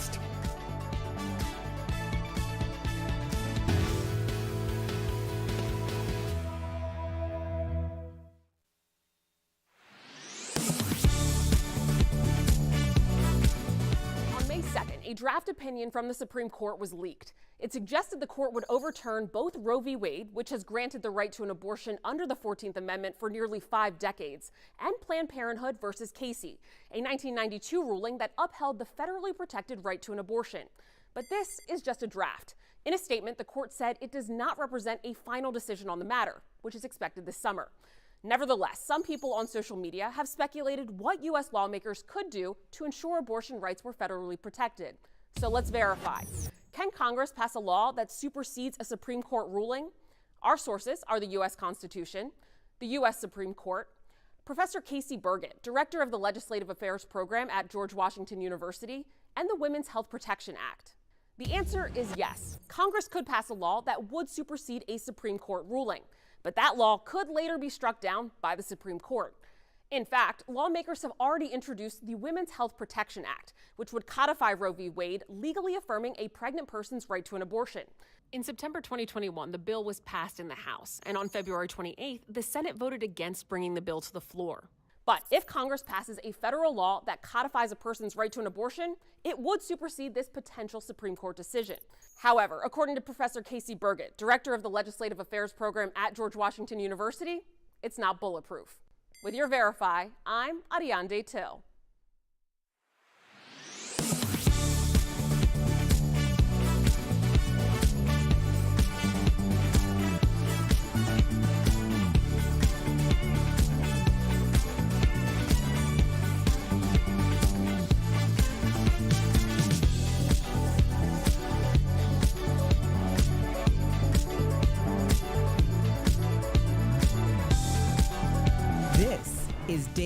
Glass Live. We're talking about what you're talking about. Oh my gosh. Are you insane? This is a sham. No. Nope. Y'all just It's stop. finally here. Drum roll. Out. Welcome to DBL. Okay, so Kim Kardashian is facing some backlash over wearing Marilyn Monroe's iconic dress to the Met Gala. Kim borrowed the dress from Ripley's Believe It or Not. Kim said she had to lose 16 pounds in 3 weeks in order to fit into the gown. But a fashion history professor is criticizing the move, saying wearing the dress was, quote, irresponsible and unnecessary, and that such an iconic piece of American history should not be at risk just for an ego boost and a photo op. But the head of Marilyn's estate says he believes Marilyn would have been thrilled to see Kim rocking the gown at the Met Gala. What do you think of the criticism, Erica? I think it's a deflection from what everybody else is talking about today. Well, because Ray J certainly said that he was in bed with Kim, her mama, and Vivid Entertainment, and that the whole thing was all orchestrated. $1 billion later. Well, that's the Kim K story today. I'm sorry. I hate to break it to y'all, but that's what the story is. You broke it to the two dudes here, too. No, Erica, I saw it. He is alleging that Kim and Chris were partnered with him in order to get that release of the video. That's not been confirmed, but that is what Ray J is saying. What did you think? We will follow up tomorrow. What did you think about her wearing this iconic dress, $5 million dress? I thought it was the best part of the Met Gala, and I don't even really pay attention to that. I thought that was such a cool idea to take a piece of American history that iconic and put it on an icon today. Kim Kardashian, for whatever you think she is, whether she put that video out herself or not, she's a business lady. She's an icon. I thought that was super cool. They didn't ruin it. They took it off right after she took those photos. And then, first of all, what's this guy's name? Professional history dresser? Blanket. Yeah. No, take it easy, guys. I think sometimes you can just address from the past. It's kind of cool to see. It's an interesting thing, and we can all move on. And I wonder, I would love to ask this professor, because he seems to really care about this dress, would we be talking about this if it wasn't for Kim Kardashian, or would it be in a nice closet if it was someone else? Somewhere else? We would not, or just no one wore it. I have a different take completely. Talk to me. The professor says that she was irresponsible and unnecessary. I don't think this dress is irresponsible and unnecessary, but her promoting a crash diet bothers me. It bothers me how it just slipped off her tongue, how it was no big deal. Yeah, I lost 15 pounds in 3 weeks, and then I had to go eat hot dogs and donuts with Pete after the fact. I don't like that type of promotion. If you're going to say that you did some sort of crash diet and you're going to be transparent about it, like she is, fine. But the tone of her voice, almost laughing about it, worries me, considering how many young girls do that same thing for prom or for whatever it may be. It's not healthy. What about fighters?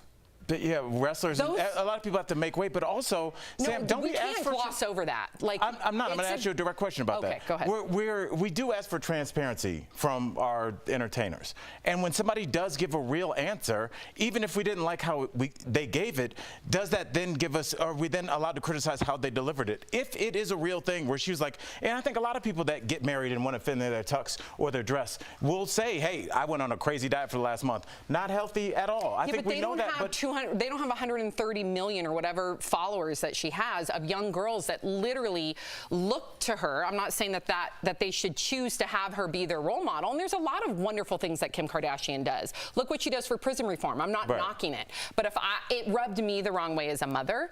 And I just know that young girls already struggle with their bodies and their weight. And Kim's body is very manufactured. Let's be honest here. If we're going to be real, let's be real. It's not an easy body to attain unless you have resources. I'll just leave it at that. And it bothered me. But I will say this as somebody who has lost 35 to 40 pounds in 3 months, like each time, and I did this for 5 years when I was competing in fitness competitions.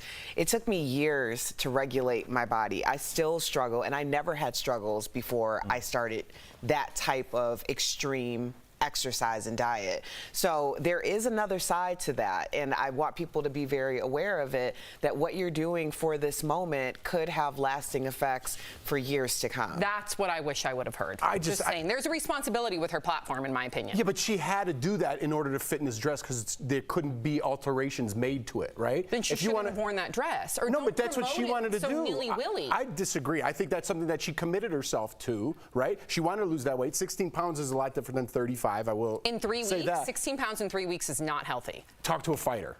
You know what I mean? And that you can't shame fighters. That's what they have to do. She's doing this to do what she has to do. I see that as two different things. I see fighting as blood, sweat, and tears as an art and also as a sport. I don't see fitting into a dress as a sport. I think she saw it as art, though. I don't think it's healthy. That's just my opinion. I think we'll all agree that it's not healthy. I don't think that's if you want to explain it the way Erica does, totally fine. If you want to act like it's fun and no big deal, that worries me. You got to follow up with a statement that this is what I chose to do and I don't recommend it. There should be a disclaimer when it comes to Kim Kardashian, considering 130 million or whatever people. How many people follow her, by the way, if Emily's here? I think it's like almost like 200 million. It's ridiculous. So I think, unfortunately, with her platform, she's got to have disclaimers with things like that. If it's unfair, you can say that I'm being unfair. That's fine. 207 million. 307 million. Don't take 100 million followers from her. Wow. That's mind-blowing to me. 307 million people. Got it. Okay, so another star is also facing criticism after the Met. Cardi B says she has had it with fame. This after she was filmed making a joke at a Met Gala after party she hosted. In the video, Cardi B was slammed for telling the crowd to make sure they had their drinks and their lines, a reference to doing cocaine. Afterward, Cardi clarified it was just a joke and went on Instagram Live saying she hates being famous because she has a target on her back. Watch.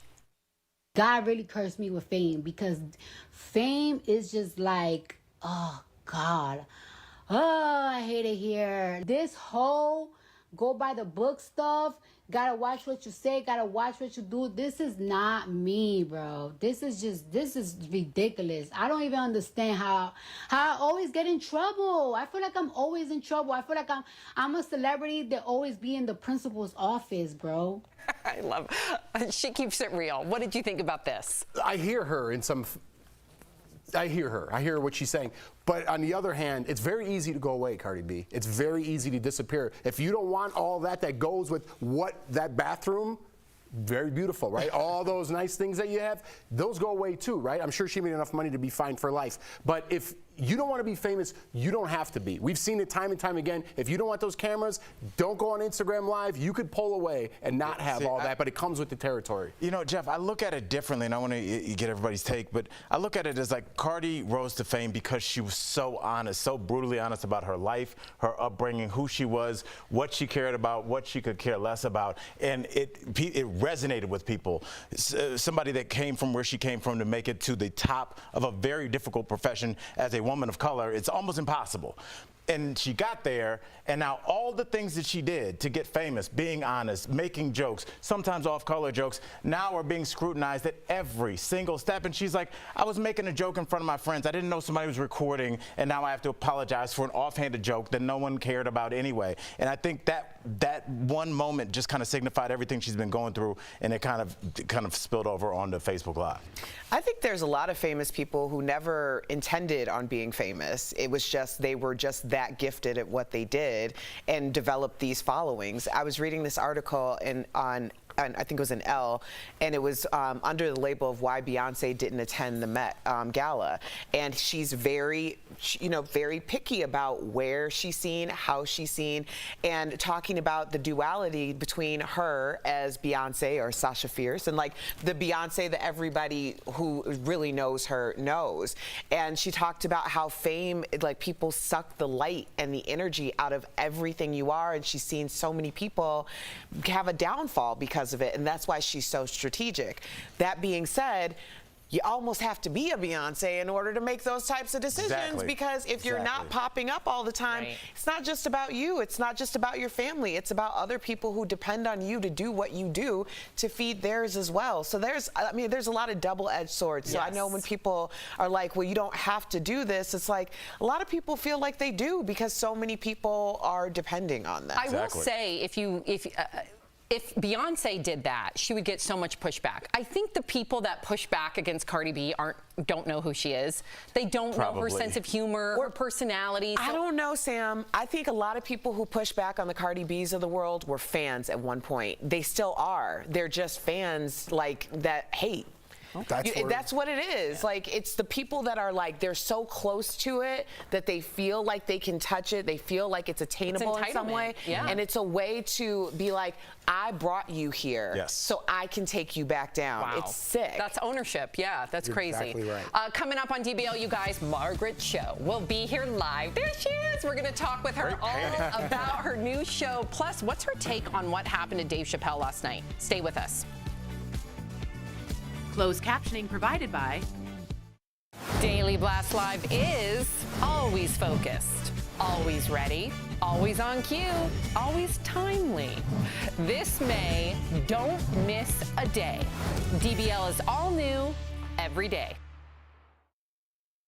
Yeah, Erica makes a great point. We were just talking about it right now. So it's like the higher you rise, it's a totally double-edged sword to that point. But the higher you rise, the sharper that sword gets, right, on both ends. So it's tough. Like, a lot of people will refer to a thing as Mad Day. Like, somebody, you have a friend or a family member or whatever, and like, you're close, you have a good relationship, and something goes sour, and the first thing they say is like the most vile, like, intense scrutiny against you. Because that's always been sitting just beneath the love. Like, that's the saying, it's a thin line between love and hate. It's because that feeling has always been there. It's just been masked by you appeasing what their wishes are. But the moment that you don't do that, then all of a sudden they're after you. They attack you. And that's like multiplied when you have millions of fans. It's like, it's just a thin line. But you need those fans if you want to continue, right? So you have to kind of feed that. So my thing is like,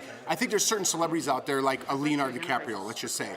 He doesn't seem to be caught up in the tabloid world, or he doesn't have Instagram. And I feel like if you don't want to be noticed as much, the Kardashians do that on purpose. That's their brand. They need to be seen. They need photos taken. But I think you could still be in the business, but not be that much of in the spotlight. I think Cardi B is high enough. Calling you though. But I think Cardi B is high enough where she doesn't need to be on Instagram Live.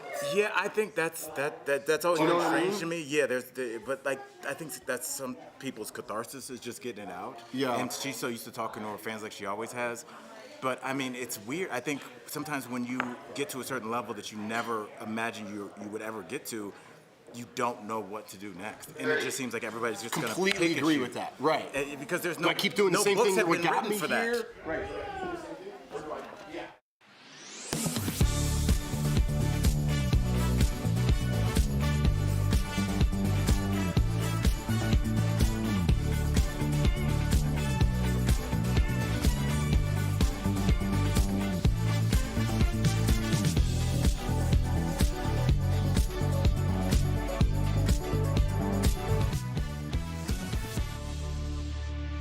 She's one of the first American girls to bring Asian and queer representation to Hollywood, and Rolling Stone magazine has named her one of the best stand-up comics of all time.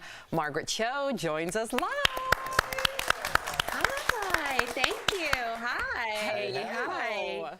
Margaret, we got to get right to this because obviously all the drama going on. You're so cool. You're part of the Netflix is a Joke festival lineup. Obviously, Dave Chappelle attacked last night during the set. I just want to know, what do you think happened, and how is this affecting you as a fellow comic?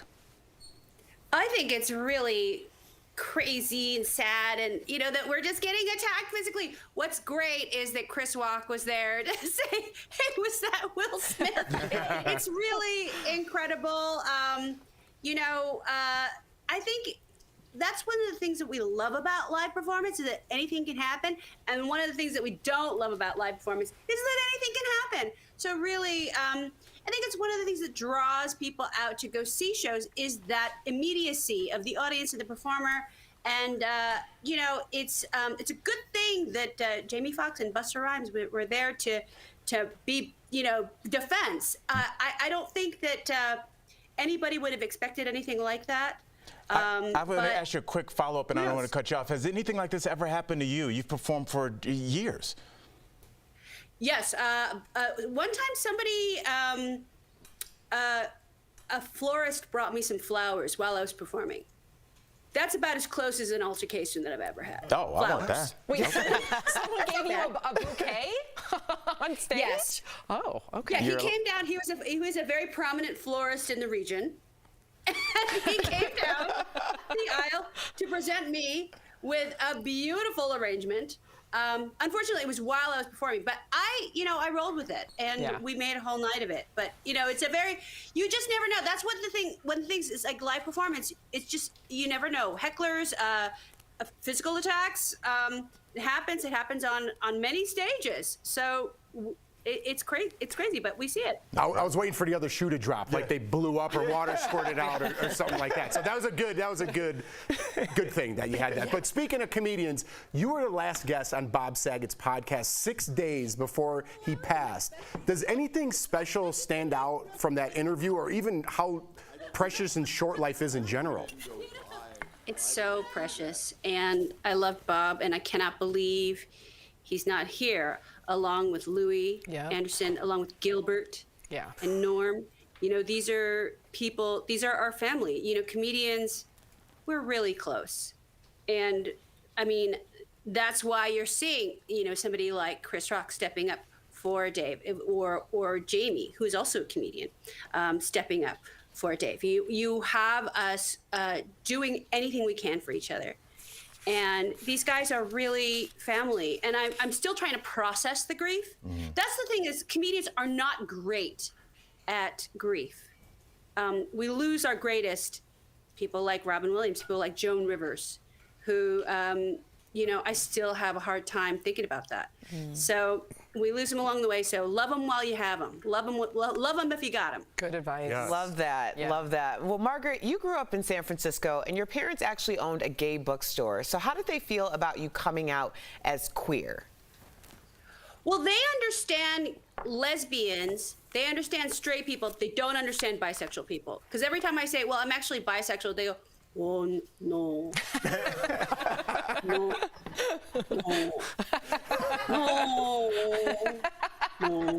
So because they think that the duality of it is false. That you're either betraying one side or another side. But really, I think it's just, they're just only speaking from their own experience of, okay, we're this.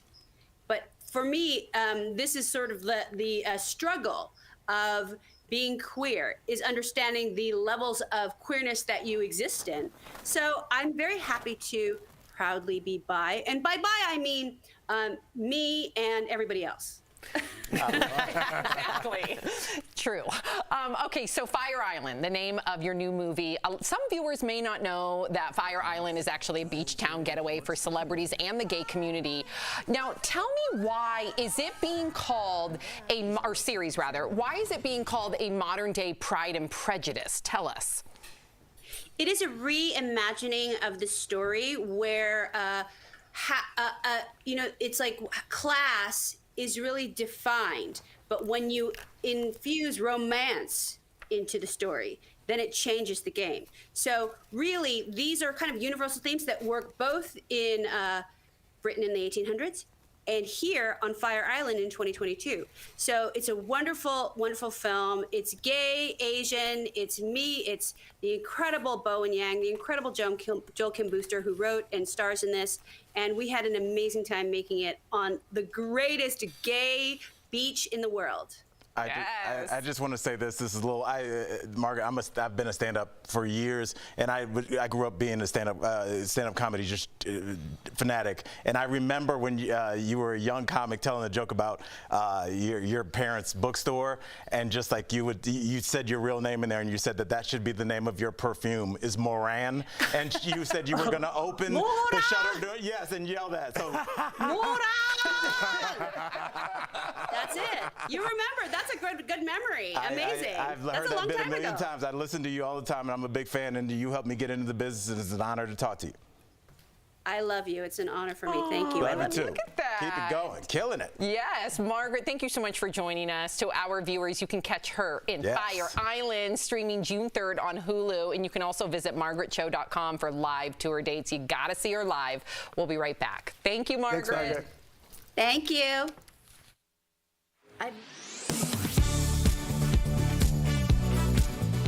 Roe versus Wade decision back in 1973 came down to right to privacy, which usually rests on two things: due process rights and the 14th Amendment, which guarantees the constitutional right to life, liberty, and property.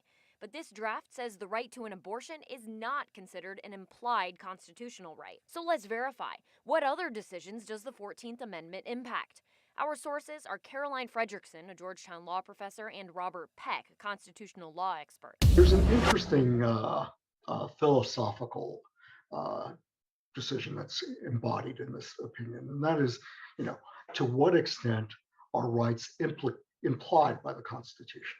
This opinion asserts that abortion is not one of those implied rights. There are other subsequent decisions dealing with equal marriage, gay marriage, and so forth that rest on the same foundation. The idea of an implied right to privacy is the foundation of these other big decisions, like Obergefell versus Hodges, the case that legalized gay marriage, and Loving versus Virginia, the case that legalized interracial marriage, as well as Griswold versus Connecticut, which affords married couples the constitutional right to buy and use contraceptives, and Lawrence versus Texas, which made same-sex sexual activity legal in 2003. As for whether those precedents are at risk, it's hard to say. It basically is an invitation to those who oppose those decisions to come back to the Supreme Court, frame your arguments the same way that this case, the opinion in this case was framed, and then see if you can get the same result. Justice Samuel Alito, author of the draft opinion, argues the abortion issue is, quote, critically different from any other right that this court has held to fall within the 14th Amendment's protection of liberty.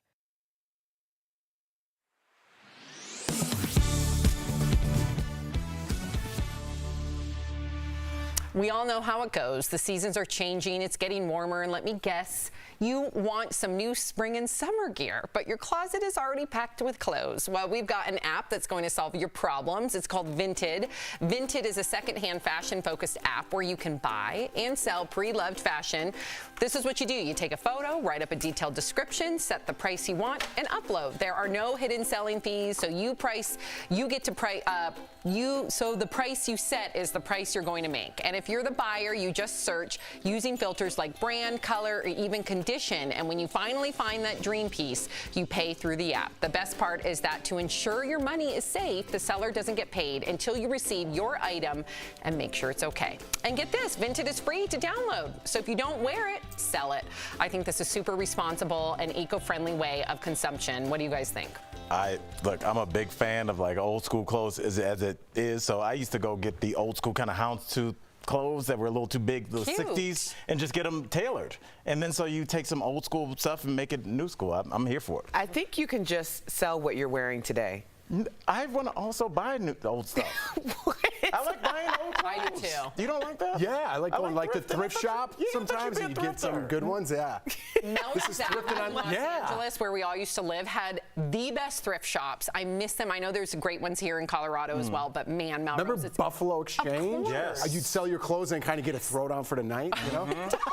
Now we got vintage. Yes. Yeah. Yes, we'll be right back. Old memories. Totally. I would like, oh yeah, I made $40. Promotional consideration is brought to you by Hours after Elon Musk announced he was buying Twitter in a $44 billion deal, some social media users began wondering what happened to a charitable deal that Musk offered. A post by podcast host Brian Tyler Cohen with more than 500,000 likes claims Musk told the UN that he would donate $6 billion to help end world hunger, but he never delivered. So let's verify. Did Elon Musk tweet that he would donate $6 billion to the UN World Food Program to fight world hunger? Our sources are the UN's World Food Program, tweets from Elon Musk, and reply tweets by David Beasley, the chief of the WFP. The controversy started on October 31st, 2021, when CNN published a story that claimed 2% of Musk's wealth would solve world hunger and cited the WFP. Musk responded by challenging the WFP to explain how $6 billion would help solve world hunger and offered to sell Tesla stock to do it. Beasley replied to clarify that the money could help save 42 million people on the brink of starvation and not completely solve world hunger. The two men exchanged some tweets before Musk asked for a detailed accounting of the WFP's spending. The WFP followed through 2 weeks later, and Beasley tagged Musk in a tweet with a link to the plan, but the billionaire never responded. So, yes, Elon Musk did tweet that he would donate $6 billion to the UN World Food Program to fight world hunger.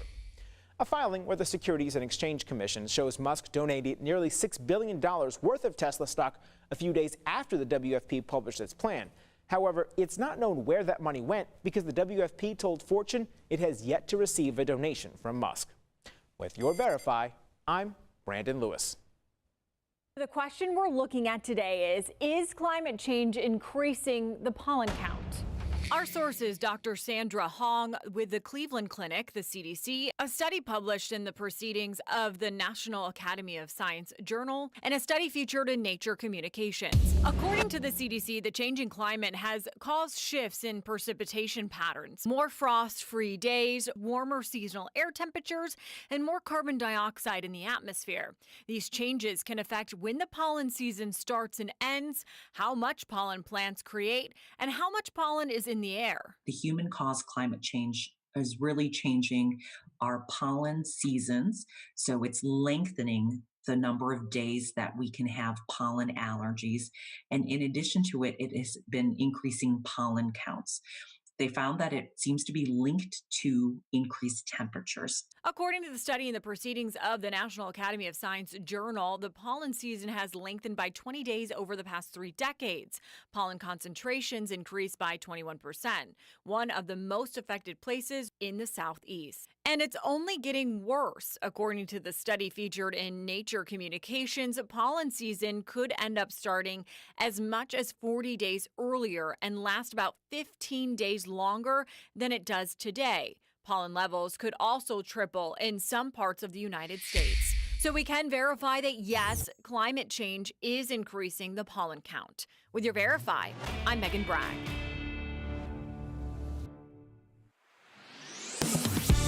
All next week on DBL, Hollywood legend Mary Lou Henner will be here as our special guest co-host. Along with her unfiltered takes on the week's hottest topics, she'll tell us all about her start in the original production of Grease and her wild times behind the scenes of her hit show Taxi. Mary Lou Henner is like, we have a history. You know what I'm saying? Danny's a blast and a great kisser. Plus, we've got a big surprise for her live all next week. You're not going to want to miss a day, only on DBL. I cannot wait to have Mary Lou in studio. Okay, lots of comments. Cheryl says, sweet moment between Al and Margaret. That was very sweet. Kevin says, Stifler has not aged at all. Super jealous. Ashley says, great interview with Seann. He seems so sweet. Yeah, he did not age like a year, and I've not seen his face in a long time. And I was just saying, like, when you interview somebody, and you're like, man, I really want to hang out with that guy. That's like the best compliment you could give, and he's one of those guys. Because he loved your cutie comment. He did like a cutie comment. Yeah. That stole the show today, let's be honest. That was I don't know, you and Margaret had a nice little moment. I know. You're flattering me, but it was all you. Every day. We'll see you guys Al's tomorrow. the cutie. Same time, Al's same the place. cutie. Bye, guys.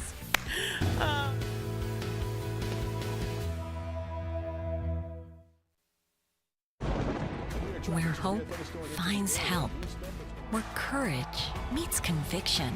Where makers make fans. We are Tegna, a family of local and national media brands that bring us together, serving the greater good of our communities. Where national know-how backs local business. Be in good company with Tegna.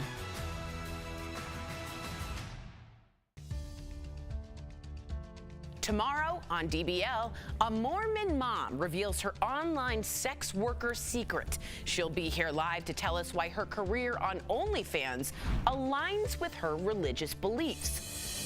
Plus, celebrity chef Anne Burrell will also be here live. How did she handle going toe-to-toe in the kitchen with fellow Food Network star Bobby Flay? That's tomorrow, only on DBL.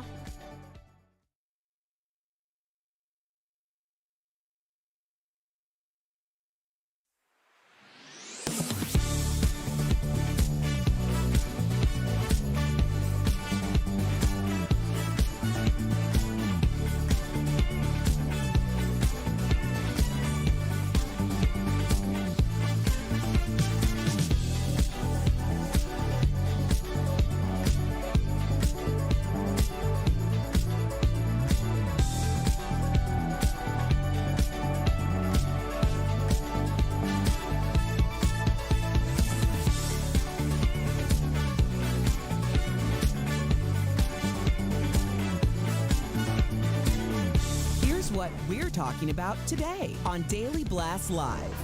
Dave Chappelle gets attacked during a live performance, but the show went on. Everybody compose yourselves. Is the safety of comedians at risk since the Will Smith Oscars slap? Was that Will Smith?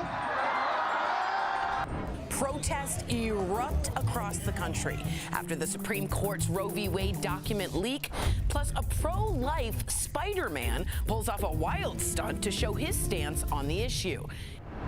And actor Seann William Scott and comedian Margaret Cho will both be here live.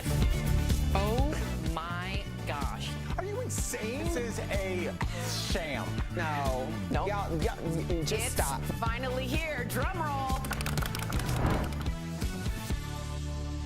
Welcome to DBL. Really good show today. And when I woke up and heard the Dave Chappelle news, I immediately was like, I can't wait to hear what you all think, especially you, Al, being a comic. So let's dive right in. Dave Chappelle, maybe you heard, was attacked by a man while performing at the Netflix as a Joke festival at the Hollywood Bowl last night. Now, a fan shot this video of the attack, and you can see the man rush the stage and violently tackle Dave, who falls back. Now, after the attack, the man was chased off the stage, and then video shows security and others gathered around him backstage. Chris Rock was also there and made this joke. Was that Will Smith? Police have identified the attacker as a 23-year-old man who was taken away on a stretcher. Police say he pointed a gun at Chappelle as he rushed him, but it turns out the gun wasn't real, but it did have a knife attached to it. After all of that, Dave continued his act and even brought Jamie Foxx on stage to talk about it. Take a listen. Shout out to Jamie Foxx, by the way. Jamie, where you at? Whenever you're in trouble, Jamie Foxx would show up in a sheriff's hat. I thought that was part of the show. I don't know what the I've been doing this 35 years. I just stomped the backstage. All right, so you being a comic, Yeah. does this surprise you? Not at all. Not at all. This has been happening since it's happened to me. I've had comic friends that have had things thrown at them, shot glasses. My buddy Jim Jeffries had a muffin thrown at him from the top. Somebody's gone on stage and punched him. People have hit a lot of comics. I know a comic that had to come back to the city we were performing in to testify against somebody that came after him on stage. This is not.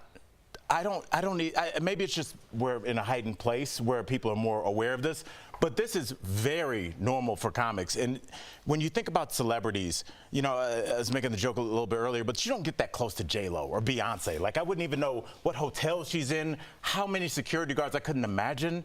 But comics, especially when they're working out for a new special, you can get right next to Dave Chappelle. You plop down $150, he'll walk right past you on his way to the stage. So if he's a person or any other comic that has said anything that could slightly be confrontational or seen as agitating the public, those people that have been radicalized over the internet over the last couple of years could be waiting for you as long as they're willing to pony up that $150. The only issue with me that I saw here was how did the Hollywood Bowl let that happen in this? Sir, it's not like this is lax and everybody's kind of having a good time. He's maybe the most polarizing comedian of all time and definitely the most polarizing one alive right now. And so I would think there would have been several meetings. Jeff? Well, before Jeff jumps in, just to give context to our viewers, the Hollywood Bowl is a very well-known venue in Hollywood. I used to live across from it. Every time we'd go to a show, there's metal detectors. You have to show them your bag. So how this gun/knife got in is beyond me. Go ahead. And Chappelle's bringing a crew with him, right? Of very famous people. He's very well known for that. You'd think he'd beef up security a little bit, especially for that show. I was listening to Brendan Schwab. You know who that is? He's a comedian. Former UFC fighter, pro football player almost, played tight end, tried out for it. He was talking about this 2 weeks ago, and he's like, the security kind of just goes away when I'm on stage because they think I can handle myself. And he's like, I can't handle myself. We need security there to make to your point about stand-up comedians. But this, I want to go a little bit on the Will Smith thing. I don't think it's Will Smith's fault at all, but I want to address it because Chris Rock finally made that first joke, right? I think Will Smith kind of opened that door for crazy people on the internet, and you kind of referenced that, to do things like this. In a small corner of the internet, this man has some sort of fan base now. We specifically didn't mention his name, so we don't want to credit him, but for some odd reason, this man in his little world is some sort of celebrity now. And it's crazy how you get stardom from doing stupid things like this. Eric, what are you thinking? Well, I was just looking at his twisted arm because his arm was jacked. Yes. And he deserved it. I'm not for violence. I'm really not. But it's very clear to me that there are a lot of people who have never gotten their butts beat and they really need to. Like, honestly, I remember a guy who I truly respect. He's like, Erica, you'll never learn your lesson until you lose money. And I was like, or you get your butt beat. Because I've had my butt beat, and let me tell you, I've moved differently now. Some people, honestly, it's true. It's true. And I mean, the idea that deserve it. I need to separate you from this individual. Right, but Not I'm to say saying they deserve violence, some people need the context of what it is. Like some people need to live through that experience, because I'm telling you, a lot of people would be moving a lot differently. The idea that someone, and I don't know, what sparked it, because honestly, I was at a Chappelle show 3 years ago and I saw a fan approach the stage, and it was like the craziest thing, because you're looking at it like, well, what?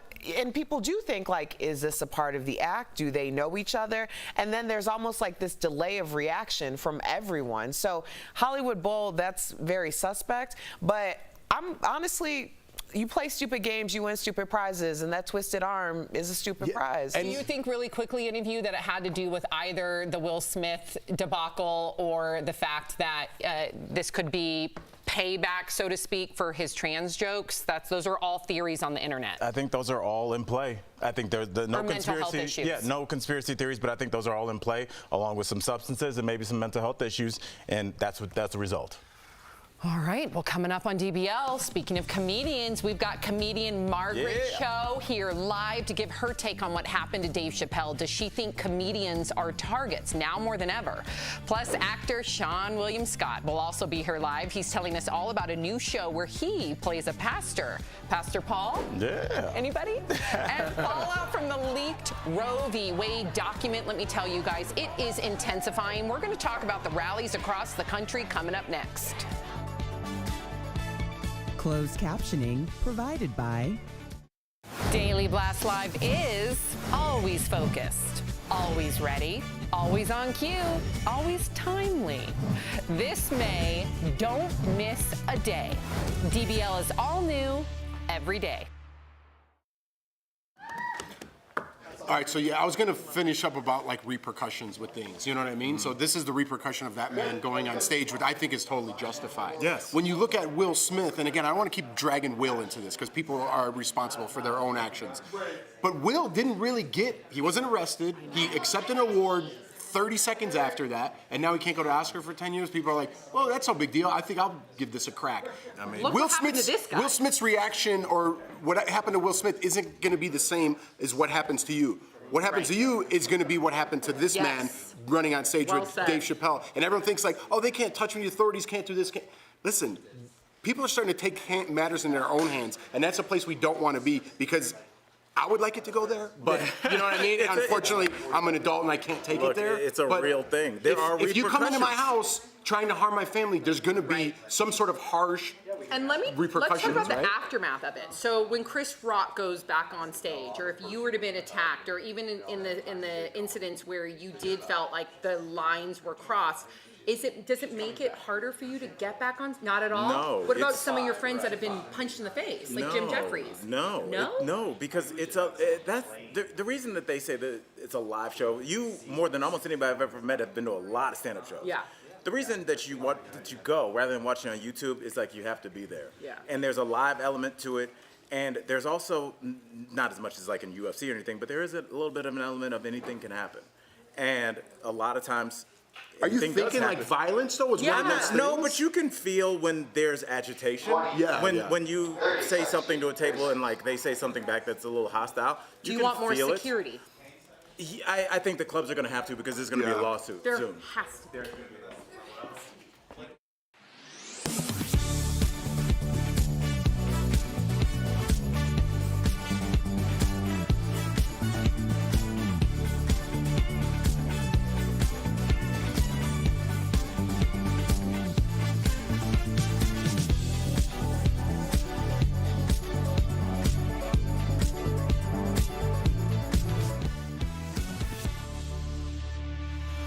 Welcome back. A lot of you are still digesting the news that we could soon be living in a post-Roe v. Wade America, where women in some states are unable to legally choose to have an abortion.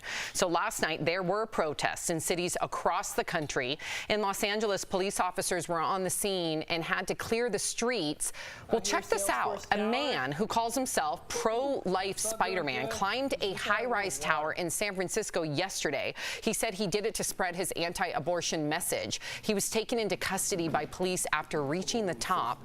We're also hearing some more details about the investigation into the leaked Supreme Court opinion, including the fact that Chief Justice Roberts wants to keep it in-house for now and not refer it to the Justice Department. Erica. Well, I hope that pro-life Spider-Man really got his jollies, because that's the last thing he's ever going to climb. Yeah. I mean, yeah. This is like, it's so ridiculous that, first of all, well, actually, Al, I'm just gonna defer to you about pro-life Spider-Man. Well, I don't want to spend too much time on pro-life. I think you know a lot about this guy? No, I just know that this is performative. I think that he was going to climb that tower either way. If there had been another rally for something else, he would have been down there like, I'm pro something else. So PLS isn't going to stick. No, I don't think that that's his thing. But what I do think is that this is performative. Yeah. But there's also, we saw very quickly this leaked out, and everybody's like, well, we'll see. I think they kind of slow rolled this idea out, because now what they've done is they've locked in the votes of the judges. They cannot go back now. That decision is out there, and they're giving the country a chance to digest it. I don't think they can go back through multiple drafts. But the judges that do will now look bad in front of the eyes of the public. But no, technically they legally can. Yes. Yeah, I'm curious to see if it will go back. The whole leak thing, I was thinking about this yesterday after we talked about it a little bit, really concerns me, because the country is now at odds again, right? It seemed like maybe a year or two, we're kind of getting back to normalization, kind of learning things from our past. And now, all of a sudden, we are at each other's throats again. 50-50 divided. It's something everyone's talking about. Everyone's yelling again on the internet. And it's like, I can't feel like this isn't calculated in some way. I don't know how the result's going to turn out, if they are going to pull it back, or if this is just to pin the country against each other for someone else's advantage. That's maybe I just think states are so different now that we are not the United States, we are the divided states. And I don't see that changing. Like, if you look at each individual county per different states, you see in different states and different counties, the large majority will be pro-life or pro-choice. And you brought this up yesterday, and it really got me thinking, if this goes forward, which it looks like it will, I do think that constituents and citizens are going to have to feel or think about where they live, where they bring up their kids, representing their own ideology. Right. You know, I agree with you, Sam, but I also think, Jeff, I love a good conspiracy, so I'm always looking at, if someone's telling me to look right, I'm gonna look left every time, But when you're saying that we're so split and divided, I'm wondering if we're seeing the rise of division or if we're seeing the rise of apathy, because so many people are very apathetic on so many issues that they don't vote, that they don't really, like, they may make their voices heard on the internet, but they're not actually doing anything that's going to change it. I think this issue is different, in my opinion. I feel like this issue is the hot button issue, and some people only vote because of this issue. But I guess we'll see. Yeah. I guess we'll see. I think this is where we are, and I think we're going to have to really take, because you're talking about red states and blue states, but I wish it was that simple, Sammy, but if you look at the red states and blue states, a lot of it's really the city versus kind of the countryside. Right. That's really what it is. True. It's usually a blue dot and a red state. And when you have a dynamic like that, when you start saying, well, we're going to ostracize this state, we're not going to shoot movies in the state, we're not going to do concerts in the state, well, you're going to lose 50% of the people that may have voted, for choice or anti-choice, whatever. So it's hard to just be like, well, we're going to split out this half of the country. This isn't like the Civil War where there's a North and a South, and you can pretty much tell which states they are contiguous with each other, and you can tell which sides. Now it's going to be states that are going to be right next to each other that have differing values, and you can do different things in these states. So I think what we're going to find is really just states where they're almost like their own little kind of nation state, their own little thing where they have different laws, different rules, and we just kind of remember, like, when you're in Louisiana, you can drink a beer in the middle of the street, but you can't smoke marijuana. When you're in Colorado, you can smoke marijuana, but you can't drink a beer in the street. I think that's what's going to happen. I just feel bad for some of the individuals that don't have the resources to leave if that's not exactly what they want. Right. Those are the real victims, in my opinion. Coming up next, you guys, actor Seann William Scott is going to be here live, so stay with us. I feel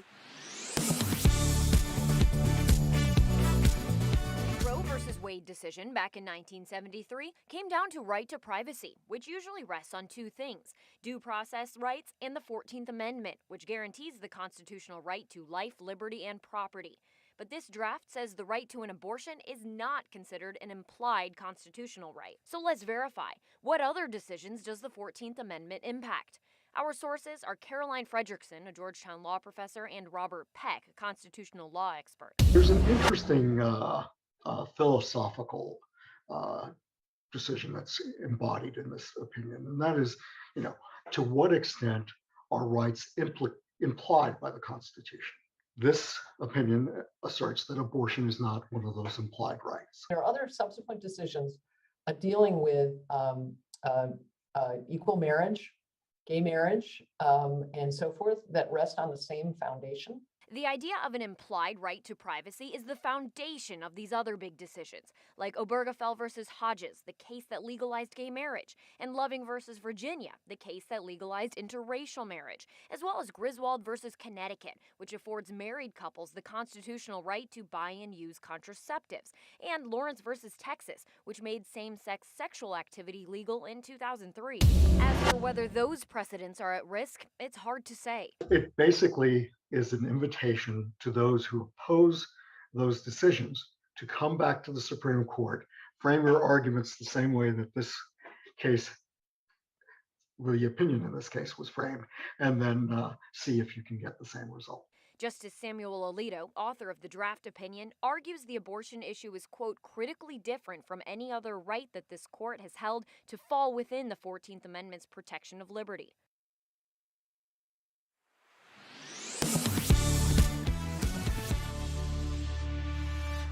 Joe, you and I are friends, right?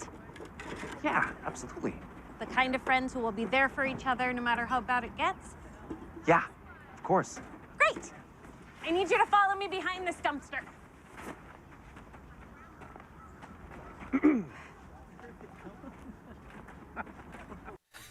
Welcome back. His breakout role was Stifler, of course, in American Pie, but now he's playing a pastor in his new show. Welcome to Flash. Please say hello to Seann William Scott. Yeah!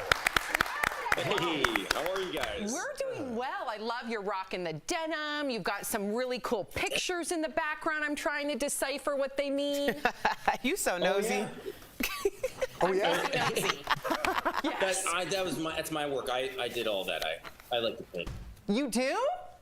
You're kidding. No, that's Keith. Those are Keith Haring's. That's awesome. But not like original. Okay, that's very cool. That was a good cliffhanger to start because I want to know what happened behind that Me dumpster, too. actually. But Seann, we're looking at you right now, and I don't know what you see when you look in the mirror, but I'm looking at a cutie, okay? but you said in the past, that you don't think you're very photogenic. Why did you think that? Looking at a cutie, that's the best. No, I hate. That's so funny.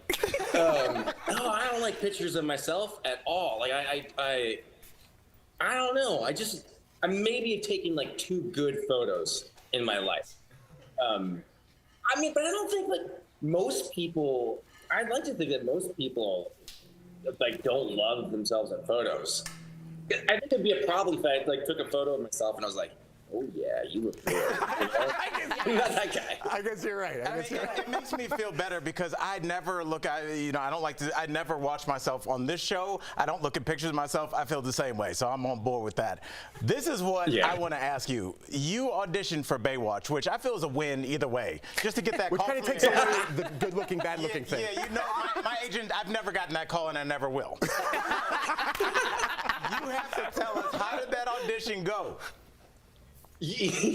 That was my first audition, and I didn't have a car at the time, so I was taking buses around LA, and you always have to kind of change buses, and this was it was kind of the audition was far from where I was living, and I got off the first bus, and as I was getting off the bus, the driver was like, "Watch yourself, kid," and he just closed the door and took off, and I was like, "Huh?" And I looked around and there was like really nobody there in this. I was in the wrong neighborhood, and this like car came in like hydraulics. I'm from Minnesota. I saw that. I'm like, well, that's an interesting car. And these guys came out and they were like, what are you doing here? And I'm like, I'm just trying to get to Baywatch. And they're like, well, you know, you're in the wrong place. And they go, how much money you got? I go, I got $1.35 to, you know, to get to Baywatch and then to be able to get home on the bus. And they're like, give us the $1.35. And then they go like, we want your shirt. And it was like the only good shirt that I had. They're obviously messing with me. The bigger problem is, as I was taking off my shirt, I was kind of chunky because I was like eating oatmeal and rice because that's all I could afford. I was bloated. I was also really pale. I was like Casper the Friendly Ghost. They were like, oh. Anyways, I really left, and then another car came. They must have called their friends, and they're like, hey, we got to mess with this kid. And they also saw my chunky body, and they were appalled. And they go, they took my shoes. They're like, we want your shoes. I'm like, oh, man. Gave them my shoes. Finally, the bus came. The bus driver's like, hey, man, what are you doing here? I'm like, I'm just trying to get to Baywatch. I just got out here from Minnesota. Trying to make it as I feel like you were just on an episode bus driver's like, hey, this kid's trying to get to Baywatch. We got to get him some money. And so they chipped in for me to get to the audition. Wow. I finally I'm walking down the hallway. I could hear the people working in the office going, oh, no. Because I have my shirt off. And long story short, I didn't even get to audition. I think they saw my body, and they were like, he's never getting the job. The truth is, I didn't even know how to swim. So the joke's on them. I wouldn't even done that episode. Story. I love it. I love it. Sharing that with us. But we got to talk about your new show, Welcome to Flatch. You play Father Joe, Sure. and since Mother's Day is right around the corner, how did your mom react when you told her about your character? My mom was thrilled. When I said Father Joe, and I was playing a minister, she's a Christian lady, and she's like, thank you, Lord. Praise the Lord. She's like, after all the weird characters that I played, she's like, you made it, son. You did it. Aww. Home run. That's So what's it didn't up. matter if the show was good. She was psyched. I love it. In juxtaposition, how did your mom react to Stifler? Right. She was horrified. No. She took her church friends on opening weekend to the Mall of America movie theater, and I told her it was a sex comedy.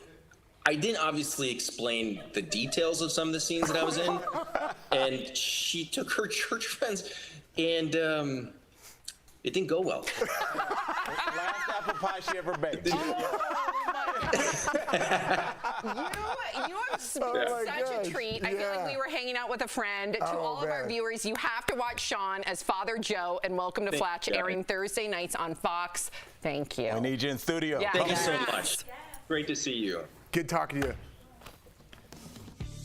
Promotional consideration is brought to you by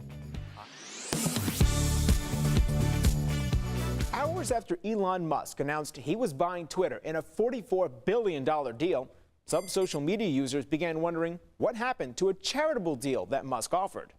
A post by podcast host Brian Tyler Cohen with more than 500,000 likes claims Musk told the UN that he would donate $6 billion to help end world hunger, but he never delivered. So let's verify. Did Elon Musk tweet that he would donate $6 billion to the UN World Food Program to fight world hunger? Our sources are the UN's World Food Program, tweets from Elon Musk, and reply tweets by David Beasley, the chief of the WFP. The controversy started on October 31st, 2021, when CNN published a story that claimed 2% of Musk's wealth would solve world hunger and cited the WFP. Musk responded by challenging the WFP to explain how $6 billion would help solve world hunger and offered to sell Tesla stock to do it. Beasley replied to clarify that the money could help save 42 million people on the brink of starvation and not completely solve world hunger. The two men exchanged some tweets before Musk asked for a detailed accounting of the WFP's spending. The WFP followed through 2 weeks later, and Beasley tagged Musk in a tweet with a link to the plan, but the billionaire never responded. So, yes, Elon Musk did tweet that he would donate $6 billion to the UN World Food Program to fight world hunger.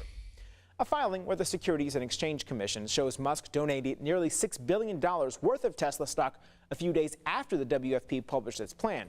However, it's not known where that money went because the WFP told Fortune it has yet to receive a donation from Musk. With your Verify, I'm Brandon Lewis. The question we're looking at today is climate change increasing the pollen count? Our sources, Dr. Sandra Hong with the Cleveland Clinic, the CDC, a study published in the Proceedings of the National Academy of Science Journal, and a study featured in Nature Communications. According to the CDC, the changing climate has caused shifts in precipitation patterns, more frost-free days, warmer seasonal air temperatures, and more carbon dioxide in the atmosphere. These changes can affect when the pollen season starts and ends, how much pollen plants create, and how much pollen is in the air. The human-caused climate change is really changing our pollen seasons, so it's lengthening the number of days that we can have pollen allergies. And in addition to it, it has been increasing pollen counts.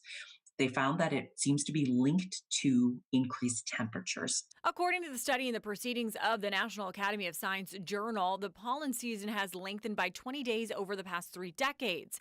Pollen concentrations increased by 21%, one of the most affected places in the Southeast. And it's only getting worse. According to the study featured in Nature Communications, pollen season could end up starting as much as 40 days earlier and last about 15 days longer than it does today. Pollen levels could also triple in some parts of the United States. So we can verify that, yes, climate change is increasing the pollen count. With your Verify, I'm Megan Bragg.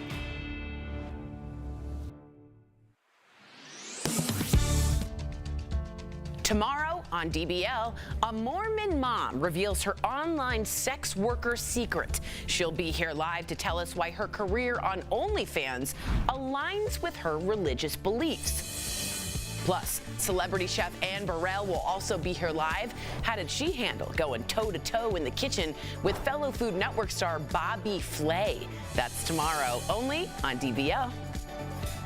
Welcome back. We'd like to say May the 4th be with you. Today, May 4th. Oh, yeah, Chewy. May 4th marks a celebration of all things Star Wars. May the 4th be with you. Are you guys all fans of this movie, or the movies, I should say? I like The Empire Strikes Back. That's Me my too. movie. Same. Yeah. Yeah. No, I like Erica, you never even saw Game of Thrones, so probably not. Okay. Who's your favorite I love you. If you watch the second half of the show online, watch on YouTube, DailyBlastLive.com, or our DBL app. But if you get the second half of the show where you are, here's what's ahead. Cardi B talks about the price of fame. Find out why she'd rather go back to the days before she was a rapper. And new behind-the-scenes video of Kim K slipping into that iconic Marilyn Monroe dress. But did Kim disrespect Marilyn by wearing it? We're going to talk all about that next.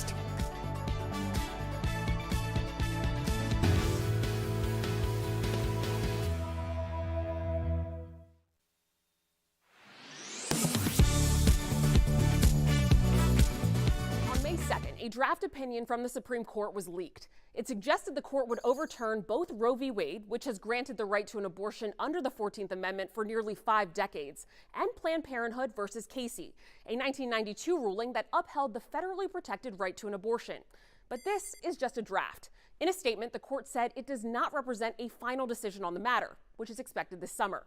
Nevertheless, some people on social media have speculated what U.S. lawmakers could do to ensure abortion rights were federally protected. So let's verify. Can Congress pass a law that supersedes a Supreme Court ruling? Our sources are the U.S. Constitution, the U.S. Supreme Court, Professor Casey Burgett, director of the Legislative Affairs Program at George Washington University, and the Women's Health Protection Act. The answer is yes. Congress could pass a law that would supersede a Supreme Court ruling, but that law could later be struck down by the Supreme Court. In fact, lawmakers have already introduced the Women's Health Protection Act, which would codify Roe v. Wade, legally affirming a pregnant person's right to an abortion. In September 2021, the bill was passed in the House, and on February 28th, the Senate voted against bringing the bill to the floor. But if Congress passes a federal law that codifies a person's right to an abortion, it would supersede this potential Supreme Court decision. However, according to Professor Casey Burgett, director of the Legislative Affairs Program at George Washington University, it's not bulletproof. With your Verify, I'm Ariande Till.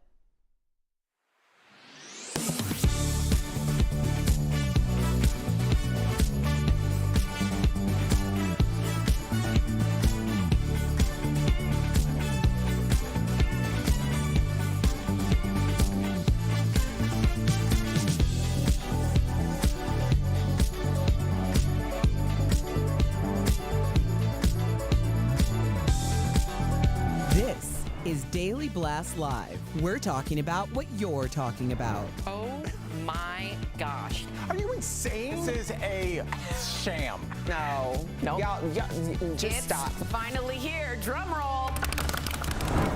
Ow. Welcome to DBL. Okay, so Kim Kardashian is facing some backlash over wearing Marilyn Monroe's iconic dress to the Met Gala. Kim borrowed the dress from Ripley's Believe It or Not. Kim said she had to lose 16 pounds in 3 weeks in order to fit into the gown. But a fashion history professor is criticizing the move, saying wearing the dress was, quote, irresponsible and unnecessary, and that such an iconic piece of American history should not be at risk just for an ego boost and a photo op. But the head of Marilyn's estate says he believes Marilyn would have been thrilled to see Kim rocking the gown at the Met Gala. What do you think of the criticism, Erica? I think it's a deflection from what everybody else is talking about today. Well, because Ray J certainly said that he was in bed with Kim, Hell Mama, and Vivid Entertainment, and that the whole thing was all orchestrated $1 billion later.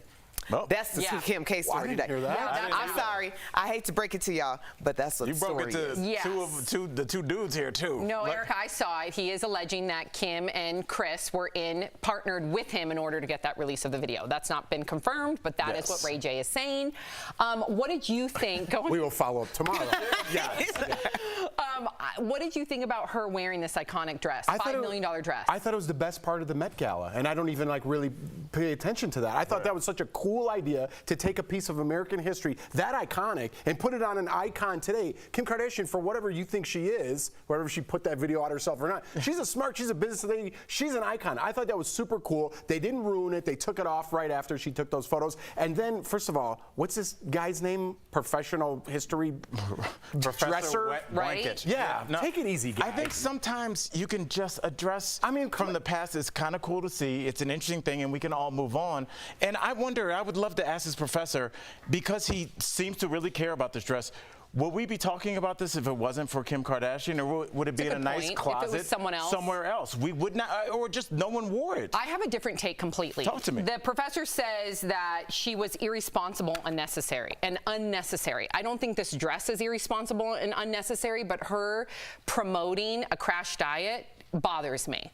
It bothers me how it just slipped off her tongue, how it was no big deal. Yeah, I lost 15 pounds in 3 weeks, and then I had to go eat hot dogs and donuts with Pete after the fact. I don't like that type of promotion. If you're going to say that you did some sort of crash diet and you're going to be transparent about it like she is, fine, but the tone of her voice, almost laughing about it, worries me, considering how many young girls do that same thing for prom or for whatever it may be. It's not healthy. What about fighters? Yeah, wrestlers. A lot of people have to make weight, but also, Sam, don't we ask for? We can't gloss over that. Like, I'm not. I'm going to ask you a direct question about that. Okay, go ahead. We do ask for transparency from our entertainers, and when somebody does give a real answer, even if we didn't like how they gave it, does that then give us? Are we then allowed to criticize how they delivered it? If it is a real thing where she was like, and I think a lot of people that get married and want to fit in their tux or their dress will say, "Hey, I went on a crazy diet for the last month. Not healthy at all." I think we know that, but they don't have 130 million or whatever followers that she has of young girls that literally look to her. I'm not saying that they should choose to have her be their role model. And there's a lot of wonderful things that Kim Kardashian does. Look what she does for prison reform. I'm not knocking it. But it rubbed me the wrong way as a mother. And I just know that young girls already struggle with their bodies and their weight. And Kim's body is very manufactured. Let's be honest here. If we're going to be real, let's be real. It's not an easy body to attain unless you have resources. I'll just leave it at that. And it bothered me. But I will say this as somebody who has lost 35 to 40 pounds in 3 months, like each time, and I did this for 5 years when I was competing in fitness competitions.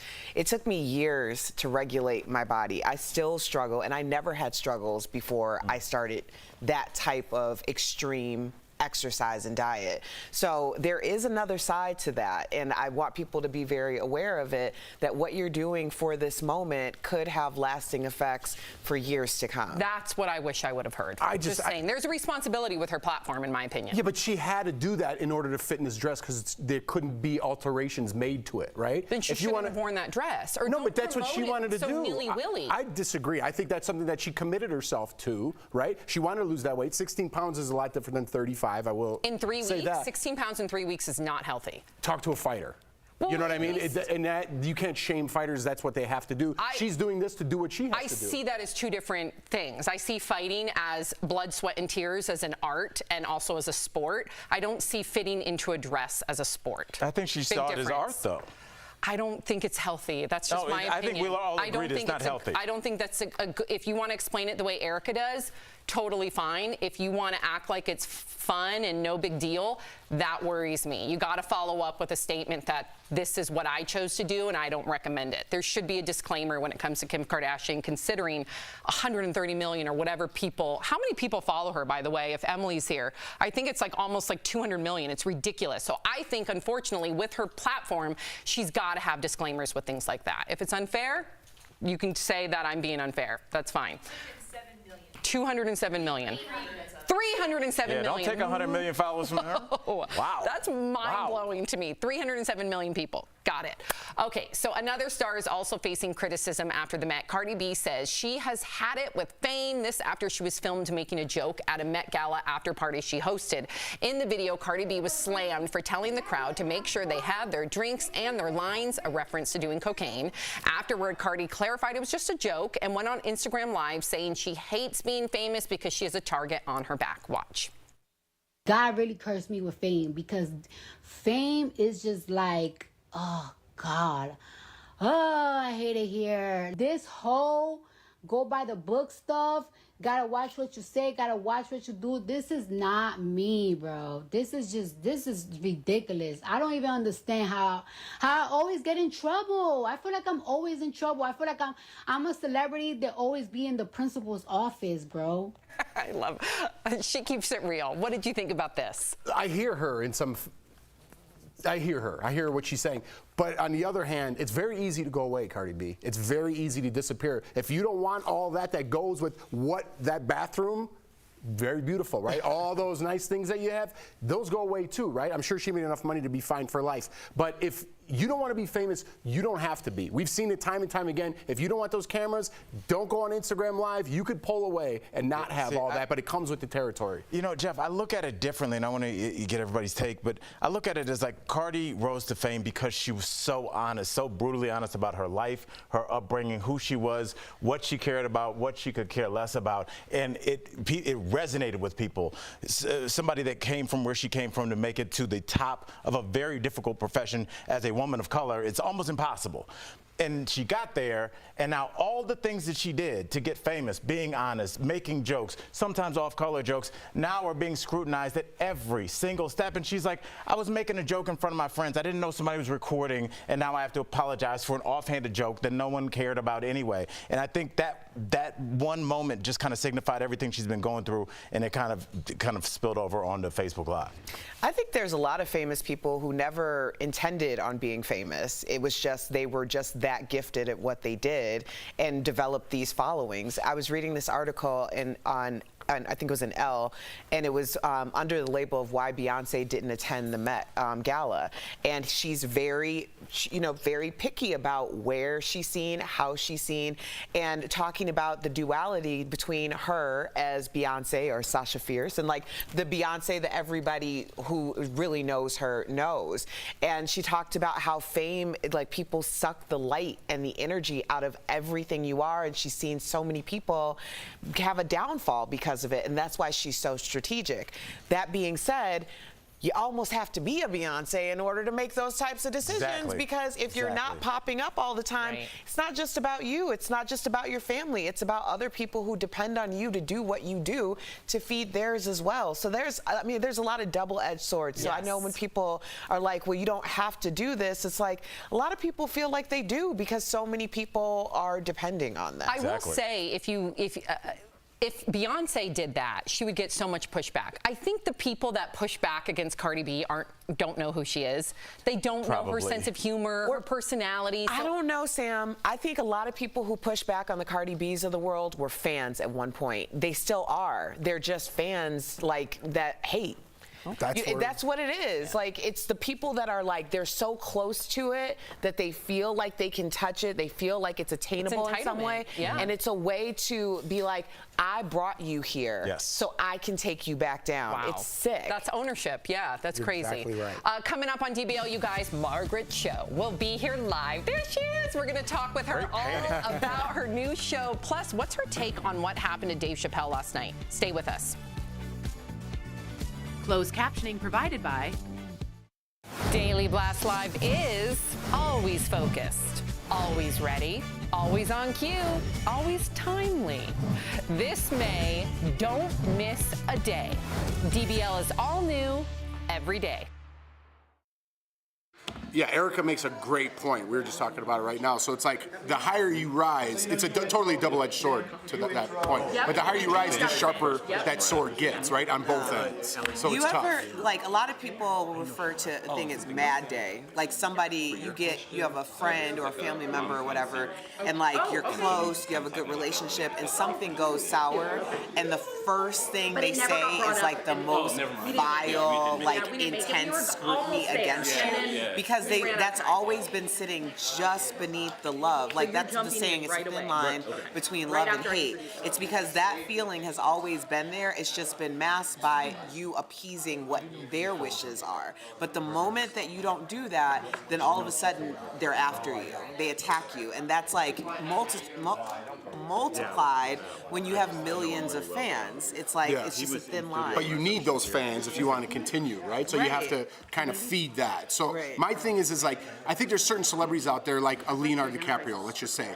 He doesn't seem to be caught up in the tabloid world, or he doesn't have Instagram. And I feel like if you don't want to be noticed as much, the Kardashians do that on purpose. That's their brand. They need to be seen. They need photos taken. But I think you could still be in the business, but not be that much of in the spotlight. I think Cardi B is high enough. Calling you though. But I think Cardi B is high enough where she doesn't need to be on Instagram Live. Yeah, I think that's always You know been what I strange mean? to me. Yeah, but like I think that's some people's catharsis is just getting it out. Yeah. And she's so used to talking to her fans like she always has. But I mean, it's weird. I think sometimes when you get to a certain level that you never imagined you would ever get to, you don't know what to do next, and it just seems like everybody's just completely agree with that, right? Because there's no. I keep doing the same books thing have that been got written me for here. that. Right.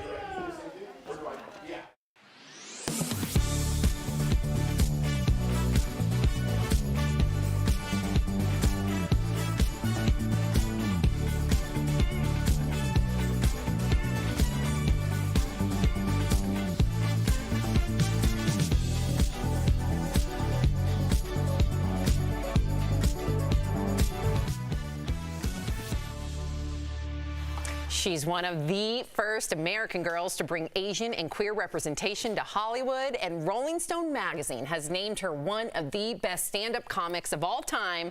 Margaret Cho joins us live. Hi, thank you. Hi. Hi. Margaret, we got to get right to this because obviously all the drama going on. You're so cool. You're part of the Netflix is a Joke festival lineup. Obviously, Dave Chappelle attacked last night during the set. I just want to know, what do you think happened, and how is this affecting you as a fellow comic? I think it's really crazy and sad, and that we're just getting attacked physically. What's great is that Chris Rock was there to say, hey, was that Will Smith? It's really incredible. I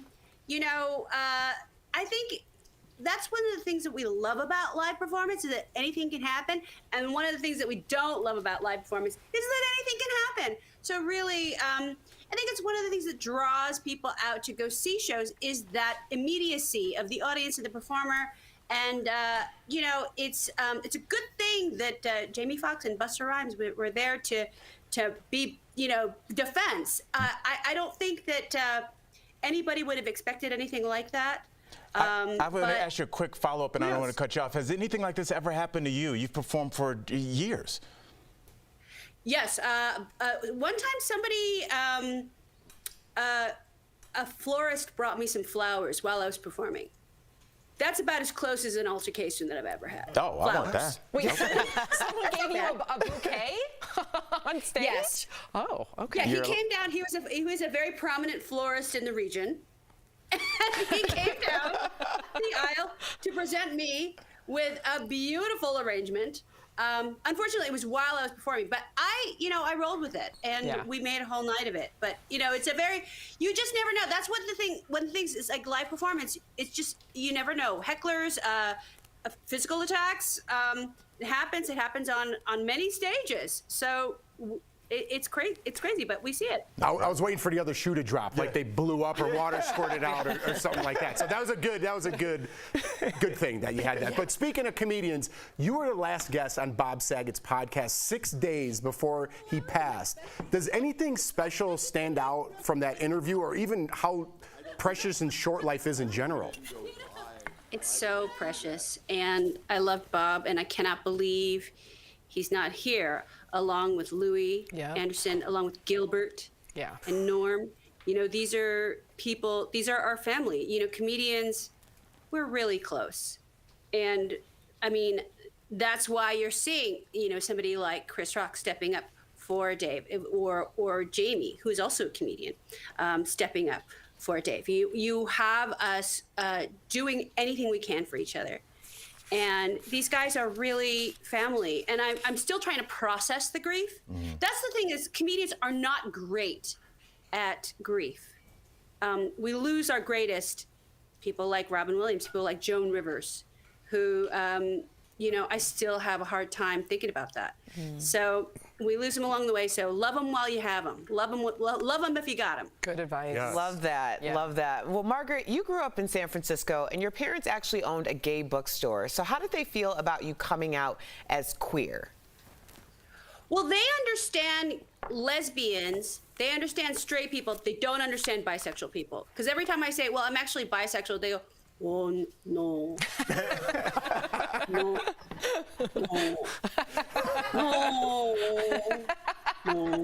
So because they think that the duality of it is false. That you're either betraying one side or another side. But really, I think it's just, they're just only speaking from their own experience of, okay, we're this. But for me, this is sort of the struggle of being queer, is understanding the levels of queerness that you exist in. So I'm very happy to proudly be bi. And by bi, I mean me and everybody else. Exactly. True. Okay, so Fire Island, the name of your new movie. Some viewers may not know that Fire Island is actually a beach town getaway for celebrities and the gay community. Now, tell me, why is it being called or series rather, why is it being called a modern day Pride and Prejudice? Tell us. It is a reimagining of the story where, it's like class is really defined, but when you infuse romance into the story, then it changes the game. So really, these are kind of universal themes that work both in Britain in the 1800s and here on Fire Island in 2022. So it's a wonderful, wonderful film. It's gay, Asian, it's me, it's the incredible Bowen Yang, the incredible Joel Kim Booster, who wrote and stars in this. And we had an amazing time making it on the greatest gay beach in the world. I just want to say this. This is a little. Margaret, I've been a stand-up for years, and I grew up being a stand-up comedy just fanatic. And I remember when you were a young comic telling a joke about your parents' bookstore, and just like you said your real name in there, and you said that should be the name of your perfume is Moran, and you said you were going to open the shutter door, yes, and yell that. So Moran! That's it. You remember. That's a good memory. Amazing. I've heard that bit a million times. I listen to you all the time, and I'm a big fan, and you helped me get into the business, and it's an honor to talk to you. I love you. It's an honor for me. Thank you. Love you too. Look at that. Keep it going. Killing it. Yes. Margaret, thank you so much for joining us. To our viewers, you can catch her in Fire Island, streaming June 3rd on Hulu. And you can also visit margaretcho.com for live tour dates. You got to see her live. We'll be right back. Thank you, Margaret. Thanks, Margaret. Thank you.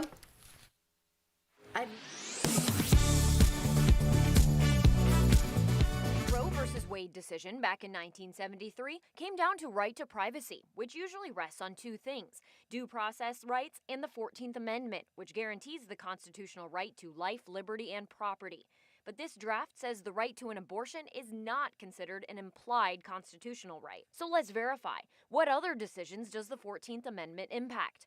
Our sources are Caroline Fredrickson, a Georgetown law professor, and Robert Peck, a constitutional law expert. There's an interesting philosophical decision that's embodied in this opinion, and that is, to what extent are rights implied by the Constitution? This opinion asserts that abortion is not one of those implied rights. There are other subsequent decisions dealing with equal marriage, gay marriage, and so forth that rest on the same foundation. The idea of an implied right to privacy is the foundation of these other big decisions, like Obergefell versus Hodges, the case that legalized gay marriage, and Loving versus Virginia, the case that legalized interracial marriage, as well as Griswold versus Connecticut, which affords married couples the constitutional right to buy and use contraceptives, and Lawrence versus Texas, which made same-sex sexual activity legal in 2003. As for whether those precedents are at risk, it's hard to say. It basically is an invitation to those who oppose those decisions to come back to the Supreme Court, frame your arguments the same way that this case, the opinion in this case was framed, and then see if you can get the same result.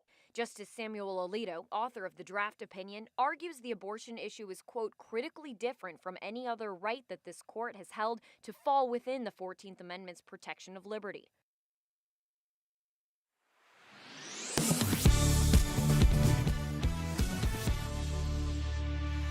We all know how it goes. The seasons are changing, it's getting warmer, and let me guess, you want some new spring and summer gear, but your closet is already packed with clothes. Well, we've got an app that's going to solve your problems. It's called Vinted. Vinted is a secondhand fashion-focused app where you can buy and sell pre-loved fashion. This is what you do. You take a photo, write up a detailed description, set the price you want, and upload. There are no hidden selling fees, so the price you set is the price you're going to make. And if you're the buyer, you just search using filters like brand, color, or even condition. And when you finally find that dream piece, you pay through the app. The best part is that to ensure your money is safe, the seller doesn't get paid until you receive your item and make sure it's okay. And get this, Vinted is free to download. So if you don't wear it, sell it. I think this is super responsible and eco-friendly way of consumption. What do you guys think? Look, I'm a big fan of like old school clothes as it is. So I used to go get the old school kind of houndstooth clothes that were a little too big, the 60s, and just get them tailored. And then so you take some old school stuff and make it new school. I'm here for it. I think you can just sell what you're wearing today. I want to also buy old stuff. I like buying old clothes. I do too. You don't like that? Yeah, I like going like the thrift shop sometimes, and you get some good ones. Yeah. Los Angeles, where we all used to live, had the best thrift shops. I miss them. I know there's great ones here in Colorado as well, but man, Melrose. Remember Buffalo Exchange? Yes. You'd sell your clothes and kind of get a throwdown for the night, you know? Now we got vintage.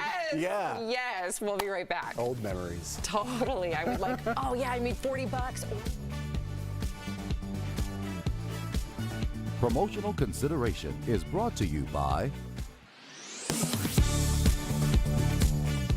Hours after Elon Musk announced he was buying Twitter in a $44 billion deal, some social media users began wondering what happened to a charitable deal that Musk offered. A post by podcast host Brian Tyler Cohen with more than 500,000 likes claims Musk told the UN that he would donate $6 billion to help end world hunger, but he never delivered. So let's verify. Did Elon Musk tweet that he would donate $6 billion to the UN World Food Program to fight world hunger?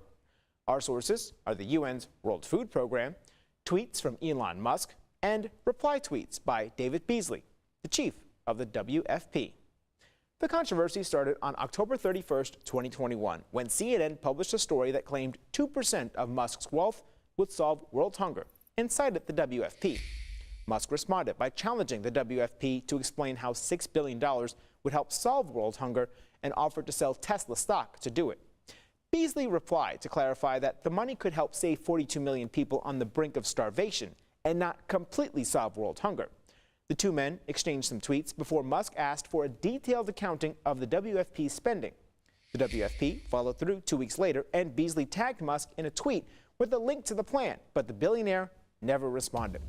So, yes, Elon Musk did tweet that he would donate $6 billion to the UN World Food Program to fight world hunger. A filing where the Securities and Exchange Commission shows Musk donated nearly $6 billion worth of Tesla stock a few days after the WFP published its plan. However, it's not known where that money went because the WFP told Fortune it has yet to receive a donation from Musk. With your Verify, I'm Brandon Lewis. The question we're looking at today is climate change increasing the pollen count? Our sources, Dr. Sandra Hong with the Cleveland Clinic, the CDC, a study published in the Proceedings of the National Academy of Science Journal, and a study featured in Nature Communications. According to the CDC, the changing climate has caused shifts in precipitation patterns, more frost-free days, warmer seasonal air temperatures, and more carbon dioxide in the atmosphere. These changes can affect when the pollen season starts and ends, how much pollen plants create, and how much pollen is in the air. The human-caused climate change is really changing our pollen seasons, so it's lengthening the number of days that we can have pollen allergies. And in addition to it, it has been increasing pollen counts. They found that it seems to be linked to increased temperatures. According to the study in the Proceedings of the National Academy of Science Journal, the pollen season has lengthened by 20 days over the past 3 decades. Pollen concentrations increased by 21%, one of the most affected places in the Southeast. And it's only getting worse. According to the study featured in Nature Communications, pollen season could end up starting as much as 40 days earlier and last about 15 days longer than it does today. Pollen levels could also triple in some parts of the United States. So we can verify that, yes, climate change is increasing the pollen count. With your Verify, I'm Megan Bragg.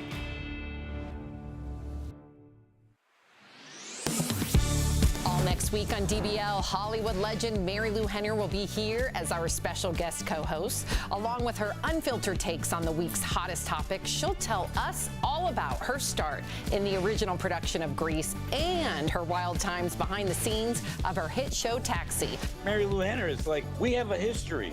You know what I'm saying? Danny's a blast and a great kisser. Plus, we've got a big surprise for her live all next week. You're not going to want to miss a day, only on DBL. I cannot wait to have Mary Lou in studio. Okay, lots of comments. Cheryl says, sweet moment between Al and Margaret. That was very sweet. Kevin says, Stifler is not aged at all. Super jealous. Ashley says, great interview with Seann. He seems so sweet. Yeah, he did not age like a year, and I've not seen his face in a long time. And I was just saying, like, when you interview somebody and you're like, man, I really want to hang out with that guy. That's like the best compliment you could give, and he's one of those guys. Because he loved your cutie comment. He did like a cutie comment. Yeah. That stole the show today, let's be honest. That was I don't know, you and Margaret had a nice little moment. I know. You're flattering me, but it was all you. Al's the cutie. Al's the cutie. Bye, guys.